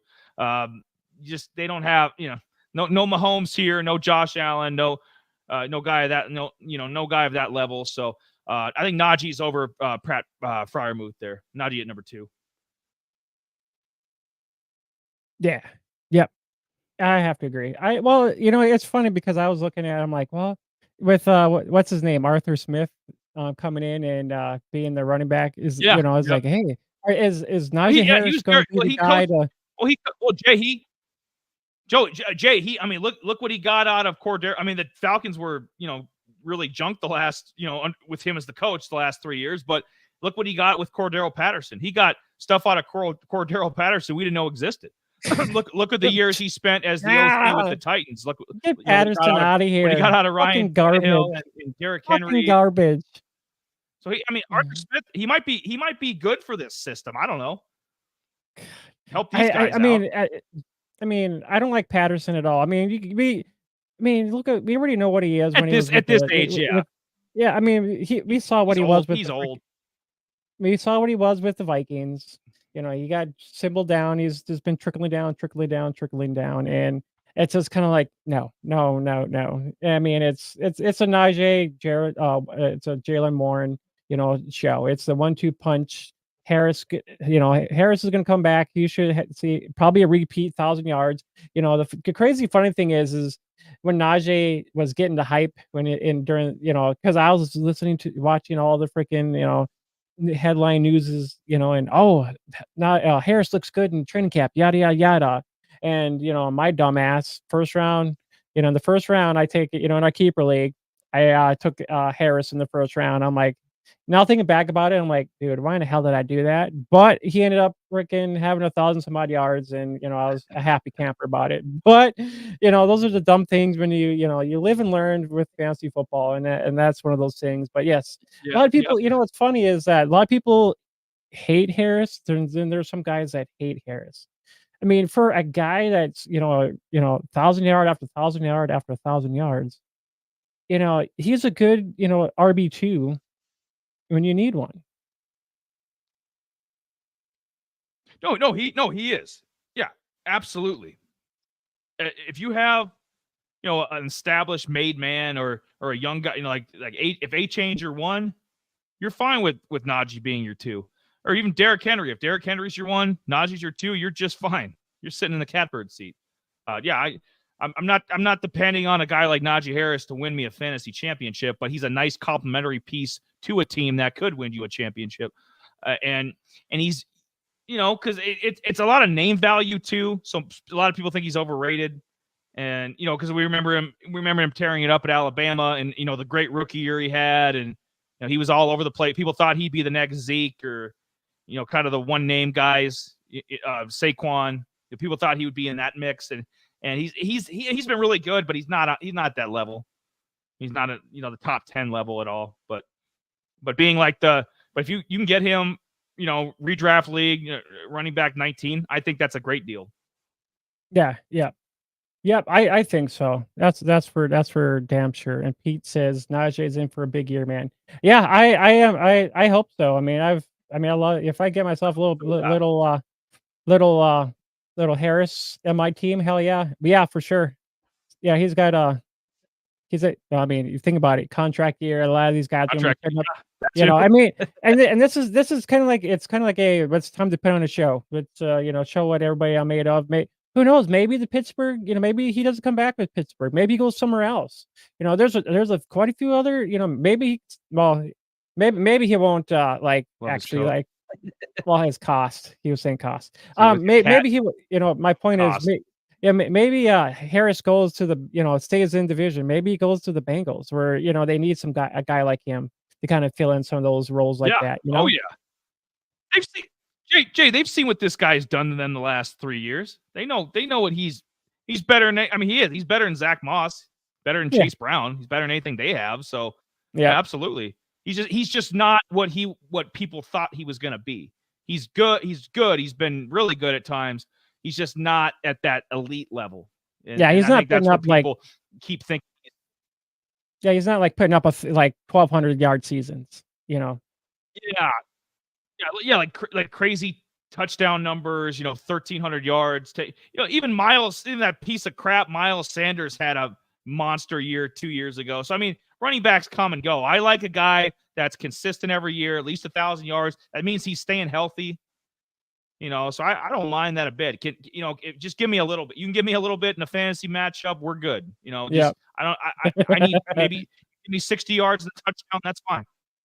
60 and a touchdown. That's fine with me. Damn right. Piece it together. 40, 30 receiving touchdown. We're good. Pat Freiermuth at number 3. And Darnell Washington, the backup. I mean, there's been talk about him. He might be a nice guy to stash away if you can get your hands on him. We don't put tight ends usually on graphics because, I mean, tight end's really worth it. But Darnell Washington, I was just going to mention quick, he might be a guy to stash away if you can get your hands on if Freiermuth gets hurt again. Because Darnell Washington was a 3rd-round pick last year, so he came in pretty highly touted as a tight end. So another not as good as Likely. I mean, Likely is the best backup tight end in the league. But Darnell Washington right behind Pat Freiermuth there. And then Jay put the receivers back up there. You can talk a little bit about them as well. What are your thoughts on before I get into that? Because I don't really want to talk about Russ. I'll be honest. I don't give a damn about Russ. I want to talk about the other Wilson. The other, I had to put, see at the bottom, I had to put the RU with Wilson because people don't know who the hell, people aren't going to care who Russ is when Roman hits the field. Not Roman Reigns, Roman Wilson. Yeah, it is. I don't even want to talk about Wilson. I mean, this, in my feelings, is that, is the quarterback room better than what they had last year? Maybe it's smudge. Yes, but it's not. It's maybe it's not dramatically better. I give it a dramatically better. B-, maybe a B-. I mean, it's probably better than what they had last year, but it's a B- for me when it comes to C+. But yeah, it's mid. Yeah, you're not jumping. You're not jumping. Yeah, Russ at quarterback. I mean, but you're buying low on the guy. So I mean, if Arthur Smith can get anything out of him, or if Roman Wilson, maybe he's the kid from Michigan they took, maybe he's a revelation. Maybe him and Pickens, and maybe Calvin Austin comes out of the abyss, and maybe they can piece some semblance of a receiving core. Maybe Jaylen Warren can catch 50 or 55 passes out of the backfield for him. And if all those things happen, then yes, at quarterback 29, Russ will be an absolute steal. He will be. because all those things come together. He'll be like borderline top 15 fantasy quarterback. But I mean, that's a lot of things that have to fall into place though. And with Russ, I don't know. But yeah, Russ might be worth.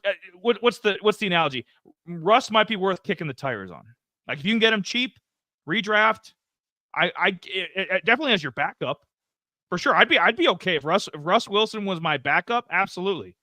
But I don't want him as my starter. But that's fine. A good value. Yeah.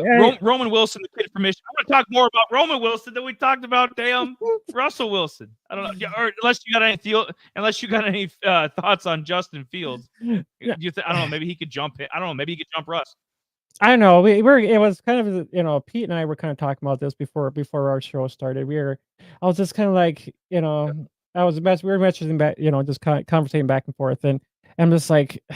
I was trying to debate who to put up here for when we do get to the quarterbacks. I'm like, do I put up Russ or do I put up freaking Fields? I'm like, he think, it's a possibility that, Russ maybe starts the week 1. And then, if they see, he's not doing well, hey, well, let's just toss Fields in. And then it's a wholly different, so I had a debate of like which quarterback to put up on for my graphic. So I'm like, it's a toss-up because I hate trying to not really pay attention to most of the news, but, try to chime in a little bit, especially with these quarterback battles. It's just like, all right, which guy kind of looks better? Which guy could they be leaning more towards and whatnot? But, for right now, I'm trying to stay out of the news a little bit, so. But Roman Wilson. It's tough. And that's why they have Russ at 29 because, this is boom or bust. Either Russ is going to have, like a resurgence and, these young receivers and Pickens is going to have a Pro Bowl level year. These young receivers are going to come into form. The running backs are going to have, a nice tandem year. And then Russ would be like, in the conversation, comeback player of the year for sure. But it could also go bad where he's benched after week 5. So it's, so I think 29 is a good spot. Because if he's benched, you're fucked. I mean, unless you have Justin Fields sitting there ready to pop in,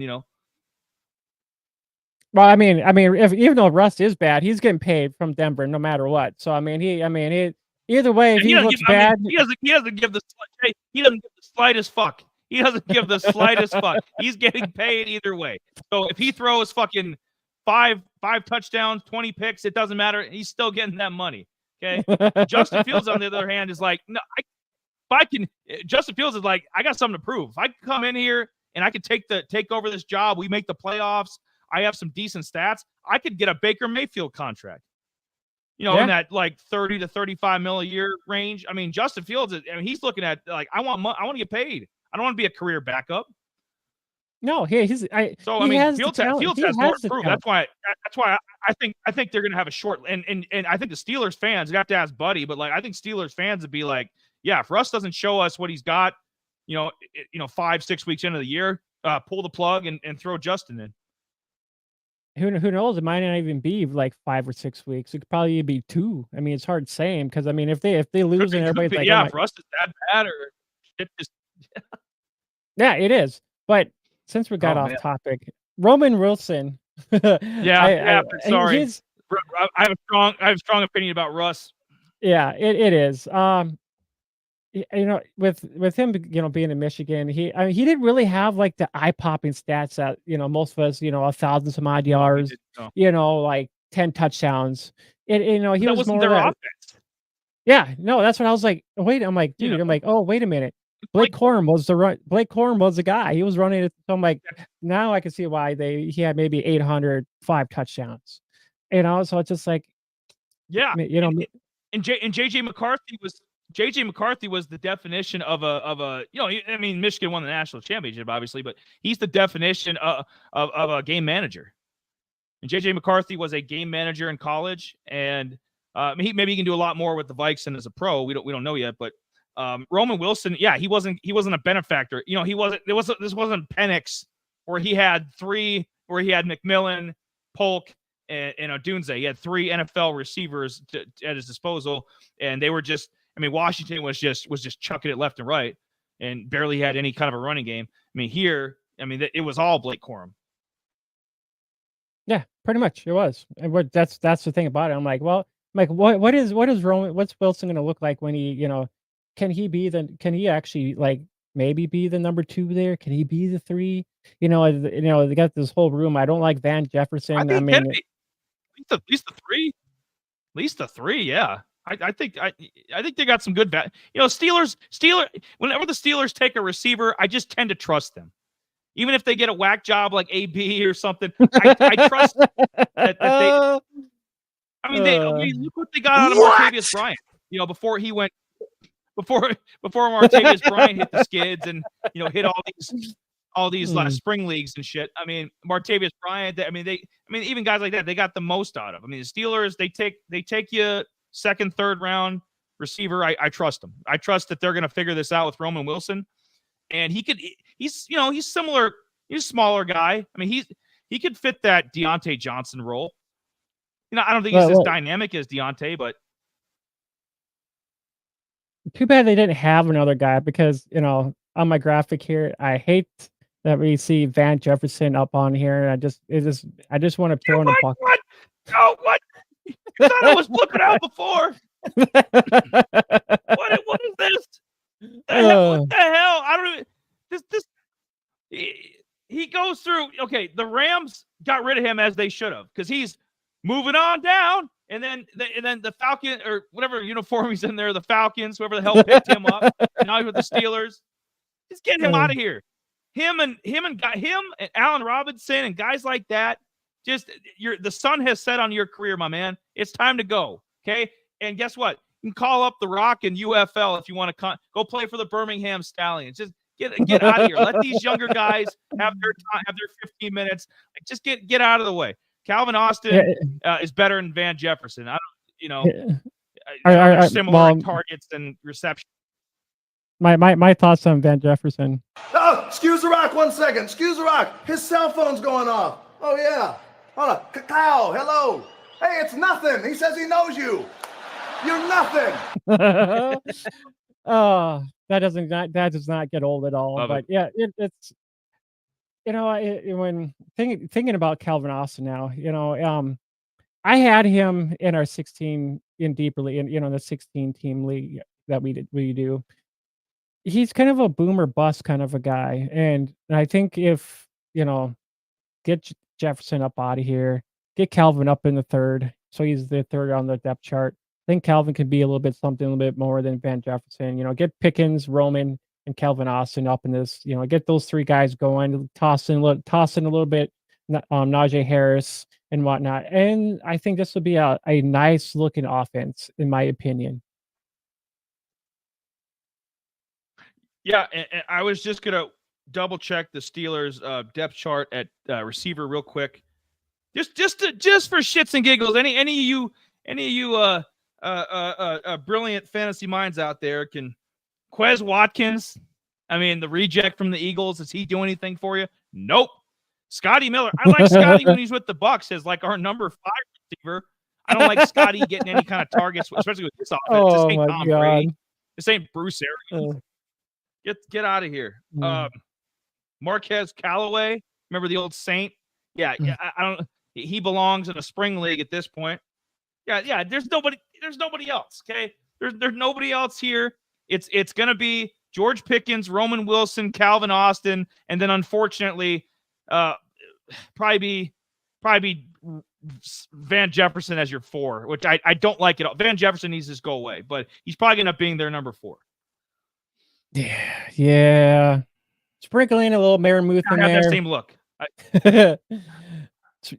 So pretty much you'll run down, sprinkle in a little Maramouth. Maybe don't give too many to Van Jefferson because I probably if he is on the field, I'm gonna be like I'm gonna turn the channel right away. Red zone.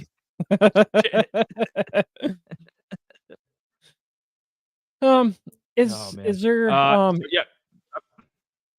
is there anything else you want to mention on the Steelers? No, I just I'll sum it up, man. Warren and Harris, they're not as far apart as the. I know. Warren's going 11 spots lower in average draft position, and I have him at number 5. But Warren's a really good really good number 2. Nice compliment there. So, don't sleep on Jaylen Warren. If you can't get your hands on Najee, Jaylen Warren's a nice consolation prize. The receivers, Rowan Wilson's a nice guy to stash away, especially in Dynasty. George Pickens obviously is the only guy in redraft that you want to get your grubby paws on. Freiermuth, if he stays healthy, is a really good tight end. And quarterback situation, just watch. I mean, that's something to watch. I would, if you have other options, I'd stay away from Russ. If you have other options, but if you got to take him, especially as your backup, I'm okay with that. Because if you got, if something weird happens, he gets benched, you got to bait, then you can try to, either the free agency or trading in Dynasty or something, trying to get your hands on Justin Fields. So that's my summary of the Steelers. Yeah, I was just gonna say here, sprinkle in a little Warren with 8% target share. Najee not much of a receiver out of the backfield, so I mean Warren has that ability too there a little bit. So I mean a little receiving yards for Warren as well. Well, I suppose we hit on to that. I suppose we hit onto that trashy dog pound. Dog pound is that what we call it? We go roof, or is it roof, roof? That's what I think. This is what I think of all these people that think the Browns are going to win like 11 games and do all this fantasy. Here you go. That's that. End the trash. Dog pound, baby. I was tempted here. I was damn near tempted to. I mean, and you're gonna see an omission here. You're gonna see a guy that probably should be in the top 5. He's earned that with his career, but I think that injury might have done a number on him, and I think the projections for him are a little out of skew. And that would be Nick Chubb. He's obviously the biggest omission for the last probably 3-4 years. If we were doing a list, Nick Chubb would have been number 1, right? Oh yeah, most definitely. He was probably number 1 last year. He was probably number 1 last year. I'd have to look back at our show we did last year. I would bet money Nick Chubb was our number 1. And the fact that now I'm worried about him cracking my top 5. It's a precaution. And I liked what Jerome Ford did last year. And so I had to just put, because that's the glaring thing here. Where's Nick Chubb? Why isn't Nick Chubb in there? I liked what I saw from Jerome Ford. He's younger. And with these running backs, you're one devastating injury away from just, I don't think he's ever going to be Nick Chubb of, pre-2023 injury. So even if he does come back, Jerome Ford might be better. So that's why I kept that like that. But number 1, I put Amari Cooper. And maybe it's a little debatable. David Njoku's damn good at tight end, but I can't put a tight end unless he's all-world tight end. Like maybe even the Lions, you got St. Brown. He's ahead of Laporta in my opinion. So I mean, it's going to take a stretch to put a tight end at number 1 somewhere. Amari Cooper, what are your thoughts on Amari? And every year he's always around, the receiver 20. In terms of being drafted, his stats, he's always in the mix. He always puts up 1,000 yards. He doesn't get you a ton of touchdowns, but he's always catching balls. He's always getting at least 1,000 yards. Kind of like Terry McLaurin a little bit from the Commanders. Yeah, a little bit. You know what's funny? He actually has 7,000-yard seasons, and out of the other 2, they were under. One was 865, and the other one was 660. Which is nuts. That was the last. Oh, so that his last. I think he got injured in 2017. That's when Dallas traded for him, and then that next year he had 1,000-some-odd yards, and he was stout for Dallas for his whole Dallas. Well, right at the end they had 865. Then Dallas traded him. Comes back, has another 1,000-yard season. So it's back to back having 7.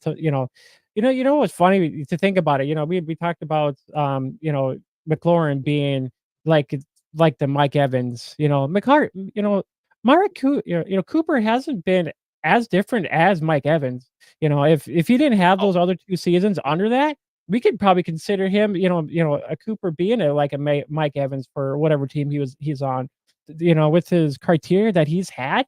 I mean, shit. I mean, blowing all the water, dude. He's he's worth every penny. He's the reason they won 11 games last year. You say, well, the defense was great. Obviously, you got Myles Garrett and Ward the corner. I mean, they got some studs on defense, but for the offense to make Joe Flacco look that good, it was a lot of David Njoku, and it was a lot of Amari Cooper. Amari Cooper is he's not elite. He never has been. Kind of like Najee Harris, but I think Amari Cooper is better at his position than Najee is at his. Where it's like, he came out of Alabama, and he got the big contract from the Cowboys, and he's had good years with the Raiders, good years with the Browns. He's been good everywhere he's been, and he's never bottomed out. He's never been like, he got hurt, but he still at least got you 660 that season. He's never bottomed out below 500 yards or had he missed whatever 15 games and only had 11 catches or something. I mean, he's never bottomed out that low. So he's pretty reliable. You draft him, you got shares of him. He's pretty reliable. I appreciate reliability. The older I get doing fantasy, I appreciate reliable guys like Najee Harris, like Terry McLaurin, like Mike Evans, like Amari Cooper, because they're steady. They're steady. The guys like that help you win championships because they don't bottom out. They don't get hurt to screw you over. They're just solid. You know what you're getting every week in terms of targets, receptions. They're consistent guys. And so Amari, and especially at receiver 24 there, I think that's damn good value. Even at his age, even at whatever Amari is now, 30, 31? Yeah, for sure. Yeah, I think he's like 30, 31. Yeah, he's up there in age. For his age, dude, I mean, it seems like he's almost like the as we would say, Thomas the Little Train. I think I can. He's like the train that doesn't stop. I think that kid. We need a little sound effect. Right? Yeah, it is. For what Cooper has done, yeah, dude. I mean, he's number one on our list. I mean, I agree with that too. I mean, then to actually, we're trying to, think about the rest of this, their roster. I'm just like, dude, it gets grosser and grosser and grosser. I mean, to Jerry Jeudy to Tillman and freaking Thrash coming up in here, and then they have David Bell that they drafted a couple years ago, and I picked him up. I drafted in Dynasty, wasn't nothing. So, yeah, pretty much. So it's kind of like when you get to the Browns, like it comes down to who can I trust, who can be a wide receiver to, Cooper's the only guy you can trust. What can Jerry Jeudy bring to the Browns? I mean, can Jeudy kind of be similar to what he was in Denver? Can he, reciprocate a lot of those, his stats, what he's doing, or does his touchdown value go up? Yeah, and you could have put, I'm not going to do the 1, 2, 3 like on the count. Ha ha ha. I'm not doing any of that bullshit with the Browns here. Okay, so we're gonna jump around here because House of Pain, jump. We're gonna jump over number 5 here real quick while we're on receivers, and he was talking about Jerry Jeudy. See Elijah Moore, he's got tattoos like I do. So I put just for that fact, because I'm not a big Jerry Jeudy fan. I think he's totally overrated, and now he's overpaid. I should have put Elijah Moore because he's got similar tattoos to me. I should have put Elijah Moore at number 5, but and that's even debatable. Elijah Moore, he's not great, but he's solid. Not Amari Cooper. But I put Jeudy there because we've always thought there was more left in the tank. We thought this guy, hey, in Denver, Cortland Sutton, he wasn't even supposed to be Cortland Sutton wasn't even supposed to be the number 1. It was supposed to be Jerry Jeudy. That's what they drafted him for. He was supposed to be the Broncos' number 1 guy. He just never was. He was never as good as Cortland Sutton. No. So he was a number 2 receiver on a bad franchise and a bad team, for a lot of years. And he's overrated. His best days were at Alabama. They're way behind him. I mean, he's not a complete bust like even bust level Rashad Bateman, where he, is barely functional as an NFL receiver. But he's an average NFL. I mean, in terms of he's not a 5 or a 6, but in terms of being like a number 2, number 3, he's just an average receiver. Average number, very below average 2, average 3. Yeah, it's I was looking at his targets here, and when he came out in 2020, he had 113 targets. That dipped next year. Then the previous year, 100 targets, and then this last year.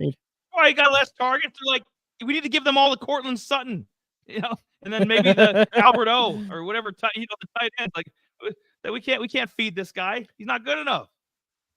And that's why I think this Brown. I think this is why I think the Browns are just totally dysfunctional, because they get quarterback after quarterback after quarterback. Then they bring in all these different, and then they pay this guy. They pay this clown in the middle. Yeah, they give him tons of money. Started on him. And so I mean that's where I get where I lie is.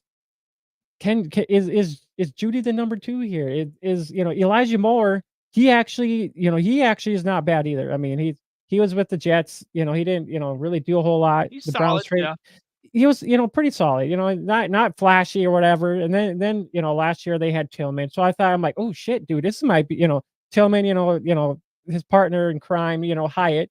And I thought Tillman looked pretty good. The only reason why Hyatt was good because Tillman got injured, so they were pretty much a 1-2 punch last, the couple years in Tennessee. So I figured, well, shit, Tillman come in, maybe be a wide receiver 3. Nope, kind of not really, not at all. They had Bell in the way, so just a lot of names that it is floating around that you can't figure. It's kind of like, well, this guy it, or is this guy it? You just don't know because they have so many names. You just don't know which direction to really go. No, it's better than some receiving rooms, so I'm not gonna shit on them. Like I'm being a little nicer than I was to the Patriots and Giants, because the Browns did win 11 games last year, and Stefanski I think is a decent coach. It's just I don't know. You're stuck with at the end of the day, you're stuck with Deshaun Watson's contract. Okay, and anybody that's watched this show, that's what I've told him off this show. Everybody knows what I think of Deshaun Watson. He's fucking overrated. Whoa, there we go. Yeah, price is wrong, bitch. We're not doing this. We're not doing this nonsense here. This is ridiculous. Okay, look what he's working with. I know he was hurt and he was suspended because he's a creep. Yeah, I said it. He's a creep. He's got David Njoku, who is. I think he's underrated. I think David Njoku, when he's healthy and on, is a damn good tight end. I like David Njoku a lot. I think he masks a lot of their issues. He made Joe Flacco look. Him and Amari made Joe Flacco look good. So the 2 guys at top, I trust those guys. Okay, they're high end guys at what they do. Jerome Ford, for running back 40, you're gonna get a lot of value out of him, because I think it's not the Nick Chubb. Nothing he did wrong. It's just that injury. It's hard to come back from. So it might be even a slow year for Nick Chubb. Maybe 2025, maybe there's hope for Nick Chubb, but I don't think that so much this year. So Jerome Ford there, I like where he's at. Jerry Jeudy, obviously my thoughts. I put him there because he's put up NFL stats. Cedric Tillman is still a guy that's in development. I think Tillman's got potential. Elijah Moore is what he is, about a number 3 receiver, which is fine. But the one guy here I had to fucking include that I didn't want to is Deshaun Watson. And they got him projected for like 24 touchdowns and 3,800 yards passing. Like, motherfucker, this ain't 2018. This ain't 2019. This guy has thrown since 2021, 2022, 2023. Granted, he was suspended one of those years, and he was hurt, the other 2, or didn't play, or whatever goofy shit he was doing. But he's thrown, I think, 14 touchdowns in 3 years. So you're telling me the guy's thrown 14 touchdowns in 3 years is going to come out of the gate and put up like a top 20 fantasy year? Fuck no. That ain't going to happen. I don't care what he's working with here. He's going to get hurt, or he's going to get benched. And Jameis Winston, it's going to be Jameis Winston, or maybe even Tyler Huntley. Huntley was actually respectable as Lamar's backup in Baltimore. Maybe Tyler Huntley gets the job. I don't know, but this Deshaun Watson stuff has got to stop. They put this guy in because of his contract. Okay, he does the bare minimum.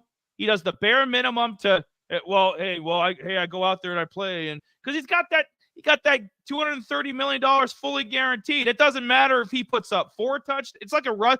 Russ isn't as much of a shit. I don't think Russ is like, massaging, doing weird massages with people and creepy shit. At least Russ isn't doing that. But it's similar in the fact that like they're you can't depend on these guys long term. You just can't. Okay, I mean, people had hope in Cleveland. You're like, oh, we got Deshaun Watson, because they're thinking they're getting like the 4,000 yard, 30 touchdown guy, like the guy from the Texans. He doesn't exist anymore. He might as well change his name on the back of his jersey. That Deshaun Watson we remember from Clemson and the Texans does not exist anymore. This is a scrub.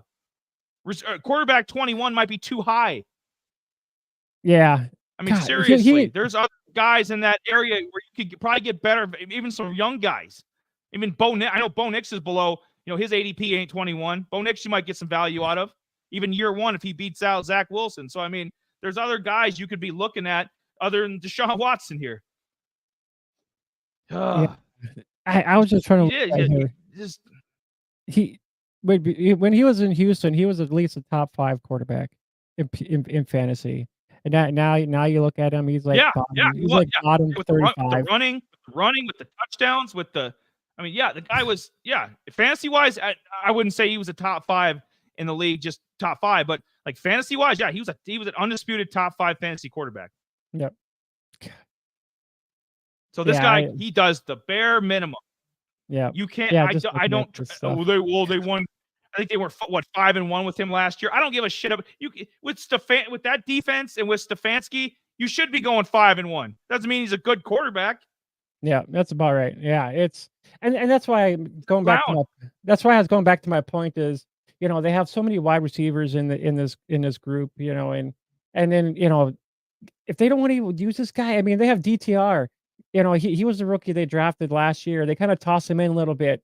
He tried to get something going, but it just the fact that he didn't have enough reps to get the offense going. I mean, he came from UCLA. I mean, I think if he got going, DTR is a better person than Watson. DTR looked rough last year. That's what I'm saying. But if he actually had the coming in, if you knew he was going to be kind of like we're trying to get he was kind of like rookie last year. Didn't really know the offense. He got rushed in. That's what I mean. If they rushed him through everything this year. Yeah, I mean, getting a whole full year now. Yeah. Kind of seeing everything. I think he could play 10 times better than what he did last year. Man, I would hope so, because he's the only guy that is the unknown there. I mean, we saw, but I mean, there's been a lot of rookie. I mean, Jordan Love looked rough against. I think he played against Kansas City in his first couple years, and he looked kind of rough. And we know how good Jordan Love is now. So, I mean, yeah, that's a potential with DTR is that he was rushed in there. Flacco wasn't around yet, so they would, and Watson let him down like normal, like he does. I want to call him a piece of shit, but I'm gonna get defamation of character here. There's gonna be some lawsuits against me, but it's ridiculous. But I don't want to. Yeah, I was hoping we didn't have to talk about this guy, but he was gonna be on one of these teams. He's paid too much. He's a starter. I wish he was an obscure backup somewhere. There's a lot of other better dudes that could be getting points for people. And starting for earning that kind of money, starting for the Browns, because I mean the Browns are a long-suffering franchise, and they got this piece of garbage at quarterback, and it's sad, man.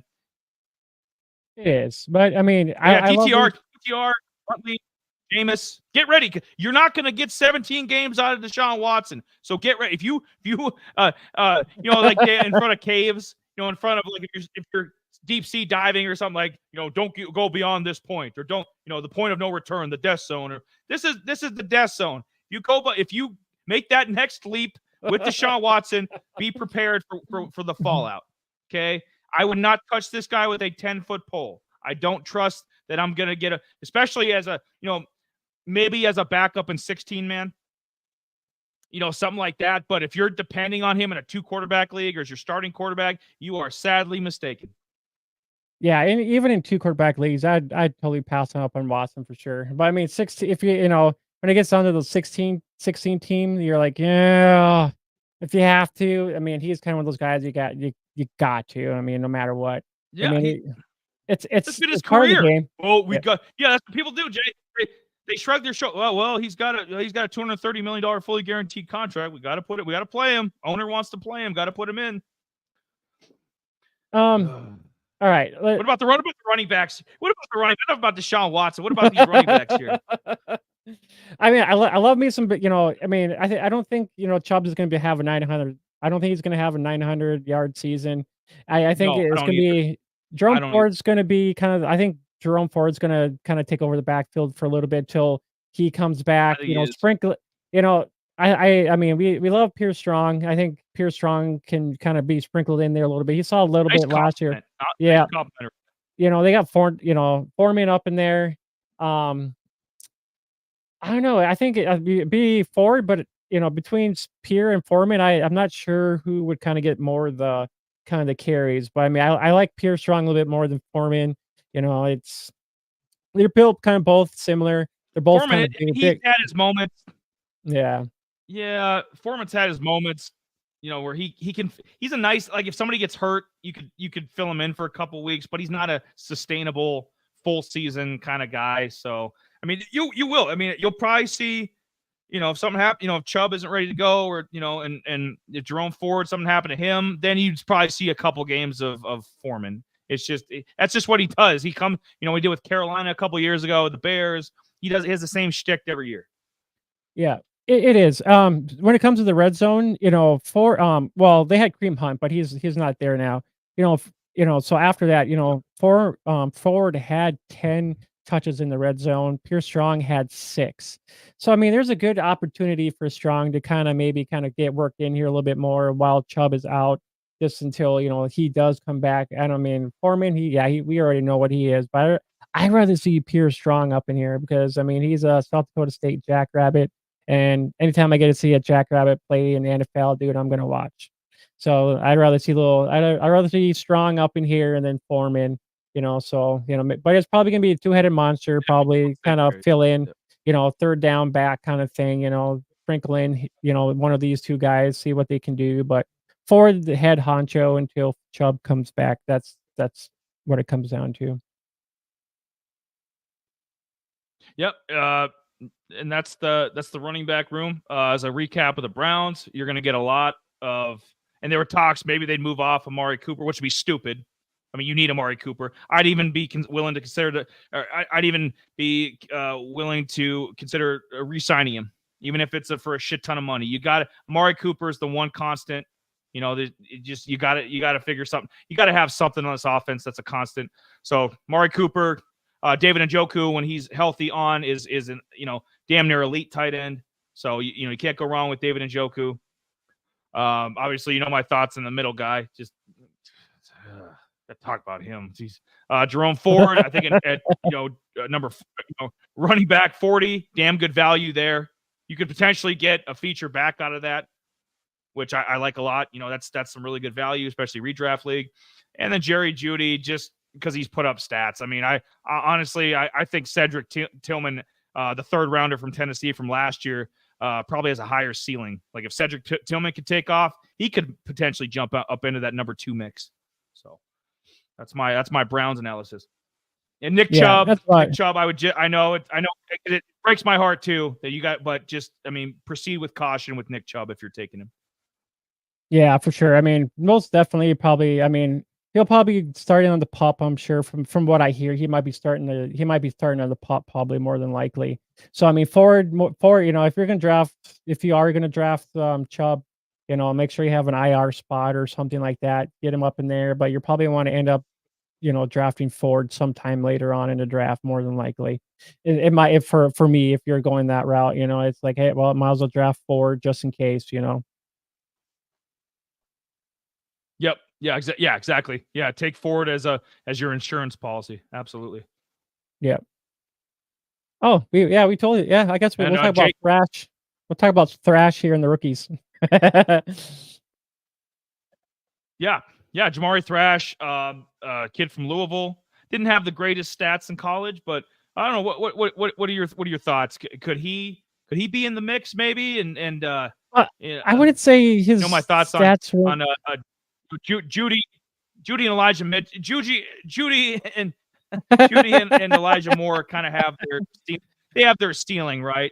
Like we know they've probably maxed out what they can do in the NFL. Like, we don't know. I mean, Tillman, we don't know what his ceiling is, and maybe this Thrash kid here, maybe we don't know his ceiling either, like what he could bring to the table. Yeah, it is. He came from Georgia State, Sun Belt League, so I mean they're kind of smaller school, and that's where Marcus Carroll. I'm keeping tabs on him, but he went to Missouri this year. So I mean Georgia State's kind of a smaller team, but they're kind of they're watchable. Right before he says he's like screw this, I'm out. Hitting the whatever room you want to call it. He had for his last season, he had 1,100 or 1,122 yards. So he had 5 touchdowns, which is crazy. But oh no, 7 touchdowns. Looking at the wrong stat. Sorry, 7 touchdowns. But when he transfers to Louisville, less yards and only 6 touchdowns. But he's explosive, dude. He's got some move, and like he's explosive. I mean, he's kind of one of those guys, he'll catch a ball and try to run you over kind of guy. You take a couple guys to take him down. So that's why I was kind of like when we were talking about the Browns, I was like, God, where do we fit him in there with the Browns? Because I mean, he had Tillman, and then you had Bell, and then we get tossing Thrash, So I mean, it's almost like a plethora of wide receivers. Which direction do we go with these guys? Which guy is going to evolve, next? But with being so many, I don't think he's going to really see a whole lot of time. And he was, he's going right now in rookie drafts. He's going 23rd of 30. Thrash for. So I mean, they compared to some of the other rookies, he's got good value. I mean, you stash it. He is and a lot of these guys on the list will be perfect for dynasty. That's kind of where we go with the rookie list, rookie draft. Is a lot of these guys are kind of more set up for dynasty. Just stash them away. Jamari Thrash worth a spot for sure, because it sounds like he's got heart, and that's a lot of. And Jerry Jeudy, Jerry Judy's got talent, but he has no heart. I would that's my issue with him. I don't think he like loves football. I don't think I don't know. He's just not. I don't know. There's just something odd that disconnected with Jerry Jeudy. Elijah Moore is what he is. So I mean, if you want one guy that could break the ceiling, and could just come out of nowhere and just wow, this Thrash kid, because there's going to be some rookie. I mean, look what Puka did last year. Not at that level, but there's going to be some rookies that are going to have a random game in week 11 where you're like, shit, 5 catches, 82 yards, touchdown. Who's this Jamari Thrash? Who's this Thrash kid from the Browns? See him on like Red Zone or something. So I mean, don't be shocked. So stash him away. And the same thing with Tez Walker, and we were talking about him earlier. Jermaine Burton. There's a lot of receivers on this list. Not a lot of other, tight ends a joke in this. I mean, there's no really rookie tight ends in this division. Running back, I mean, Rasheen Ali is the number 1 running back, rookie running back in this division. That should tell you enough right there. It's a weak rookie running back for the AFC North. So a lot of receivers here. Roman Wilson, another guy worth stashing away, taking dynasty. Any more thoughts on these rookies? And then obviously Jay's got the passing projections up there for the quarterbacks, if you guys are taking a look at that. And so, and of course that damn guy on the end. Yeah, I said it, Watson. I think I would go. Actually, I'd flip flop Burton and Wilson. I think Wilson, I think he's in a little bit better situation than what Burton is. I think he can end up kind of. Burton's got a lot of guys to jump. I can see that. Yeah. Burton's got a lot of guys to jump. Walker, I mean, I could probably push Walker up to second and Burton down to third, just because Walker's in that situation, but almost the same situation as Wilson in that situation. But I mean, with talent wise, number 2, number 3 are open. Yeah, I get it. Yep. Number 2. But I mean, I didn't really look into Ali, or Sheen Ali. I was going to try to take a look at him, see what he brought to the game. But I mean, far as this list is not a bad list. He kind of fits that, the same role. They take the same kind of running backs they do, Gus the Bus and Justice Hill, and he fits in that mold. So he was a kid from Marshall. He had decent college career. So we're taking there'll be some Ravens love to do this shit. If something happens to Derrick Henry, the floodgates are going to open. You're going to see a bunch of random guys getting touches Keaton Mitchell, obviously I hope gets the most of them, but there'll be some randos coming in and like, whoa, this Ali, who's this? Muhammad Ali's kid, or who the hell is this Rasheen Ali? Yeah, that's about right. But I don't mind his list. Wilson won. You could flip flop between Walker, Dez, and Burton there for the number 2 spot. Maybe even Alley at 5. I mean, these wide receivers are just. I mean, the rookie wide receivers are. Well, actually, never 9. Him at 5. Yeah, keep him at 5, just because he's probably down there in the depth chart a little bit for those 2 reasons. But the top 3 guys are guys that probably kind of. Yeah, yeah. Thrash is Thrash is below Bell right now on the depth chart, even. So Thrash is pretty low on the. Yeah. I was just thinking about that too. Yeah. But yeah, while we were discussing, you guys could have just checked out our thoughts on all the projection. There's the sleeper projections for Burrow and Wilson and Jackson to Watson. What they're going to put up this year. So I mean, it's pretty typical. They're saying the guy we must not talk about putting up almost 330 some odd yards, but yeah, we'll see about that one. That's funny. I needed something to laugh at before. Oh, Deshaun Watson. Yeah, they got some real hope with this guy. Just saying, they got. Yeah, you're gonna be sadly disappointed if you're thinking Deshaun Watson's gonna put up these kind of statistics, because he's not. I don't trust.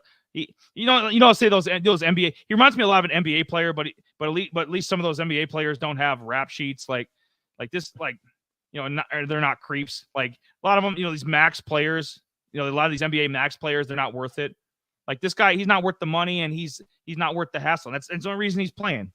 Yeah, I haven't said it before in any of our streams, but yeah, I've said a little hints. I don't like the guy, but yeah, I think he's a creep. Yeah, I don't like him. I don't like him either. Yeah. They're out of contention, Jay, and let's say they tank and they're trying to get Carson Beck, or they're trying to get Shedeur Sanders or something. I'd put DTR in there. Let the kid have a go at it. Maybe he's gotten better. Yeah, that's for damn sure. But they'll probably put in Winston more than likely. So, but I mean, that probably what will probably end up happening. Or you know what? Or just to kind of get this wrapped, or they could do what they did to Denver. Just toss him out and start fresh, start all over. Eat the money and let this guy go. They said the dead cap hit for this guy. They said the dead cap for this guy is, I think, 189 million. Oh my! God. I don't have the what? But it was some crazy, yeah, Denver could, I think they ate like 85 million or something with Russ. Yeah, with Deshaun Watson, it would be like tenfold. So I mean, they're stuck with this fucking guy, and it's sad. I mean, I feel bad for the Browns, because this guy, he's gonna let you down. He's not gonna make an attempt because he's getting his money. He's getting his guaranteed money. It makes no difference to him. He didn't win shit with the Texans either. I think they made like one divisional playoff game. He doesn't care about winning. He hasn't cared about winning since he was at Clemson. He's just there. He's just there to fulfill his obligations. That's all he's doing. It is. Well, everybody, I mean, I hope you guys enjoyed this preview. It was I wouldn't say a little rocky, but a lot of it was the shot. Hours. How many minutes? Deshaun Watson. Never again. We got 5 more divisions. That man's name won't come up again. Well, unless somebody in the comments brings his name up, but we'll wait till then. Yeah, as soon as this, I don't think we didn't do any previews on any of these guys. So I was gonna no plugs this week for any of the rookies. Normally I think there's some plugs for the next. I did a little bit. I did Tez earlier in the stream. I'm talking about our college spotlight. I'm talking about our college spotlights. I'm talking about our college spotlights. No, we'll. We'll get once the divisions are over. We'll probably get back into a few of those before the start of the NFL season. We'll talk preseason. We'll bang these divisions out, and we like these. We like these college spotlights here, and like tonight, we didn't do a profile on Jermaine Burton, for the wide receiver from the Bengals. So obviously, we weren't as we're just as versed as you guys are about him. What we saw at Alabama, what we saw at Georgia, what we saw with some of the pre-draft stuff, and we're in the same boat you guys are, but a lot of these guys that we've gone in depth on, we know pretty good. And so Burton, that's why Burton's kind of an unknown. Thrash, we didn't really get into with Spotlight. So we want to get a head start into 2025. So get started maybe earlier in the year and kind of make it a weekly thing where, or, semi-weekly thing where we're covering all these, different guys. And obviously, Ollie Gordon, he explains, Carson Beck, Shador Sanders, the Quinn Ewers, the heavy hitters, obviously everybody knows about, but, try to find some hidden gems too. Yeah, at the same time. Yeah. So we, if you guys haven't, please sub to our channel, out at, on YouTube. If you guys can, that'd be awesome. If you guys don't catch our audio, or if you don't catch our live streams, Apple, Spotify, that's where I upload our audio from the stream up there. So you can find us on those platforms, and all the links are at the bottom. Our Discord link is actually at the bottom. It's our Discord's a little dead, but I'm trying to get that going. So that'd be awesome. If you guys have any questions in general, there's broken down even to Dynasty. Just there's a plethora of channels in there for different topics that you guys want to talk about in there. Other than that, next Wednesday we are actually going to hit up that NFC North. So we're going to talk those Lions, Bears, Vikings. What other Packers? Oh, so we got Lions, Bears, Packers, Vikings. Oh my! There we go. So if you're we're Midwest guys, so if you guys are a part of the Midwest, you want to help us out. If you know any, because we're in that neighborhood of the country, Upper Midwest. If you know any Vikings fans, any Packer fans, Bear fans, there's probably some more Lions fans after they've been good, with Goff and the boys. So, if any fans of those teams, send them our way. We'll get them straightened out. We'll get them ironed out for the fantasy year, and maybe explain, because there's a lot of stuff. A lot of people are busy. A lot of people don't know about the rookies that are on their roster. Like maybe there's a few hidden gems, undrafted guys, 5th, 6th rounders that we'll inform people about. So yeah, if you know any fans of the NFC North, send them our way, and they'll have a good experience. Good, probably hour and a half, 2 hour show with us next week. Yes, that's for sure. And who knows, we might actually have some spotlights to plug up in the corner for you guys to watch as well. So, but I think that wraps up. Oh, that's what you're talking about. Oh, that's what you're talking about earlier. Yes. Links. I thought you were talking about. I was like, I can do a spotlight on the fly if you want. Just. All right, guys. So next Wednesday, same time, same place, 7 p.m. AFC or the NFC North. So I'm Jamie. That's Eli. Thanks for all the comments. Appreciate all those. He's Eli. I'm Jamie. All right, we'll catch you guys next Wednesday. Adios. Laters.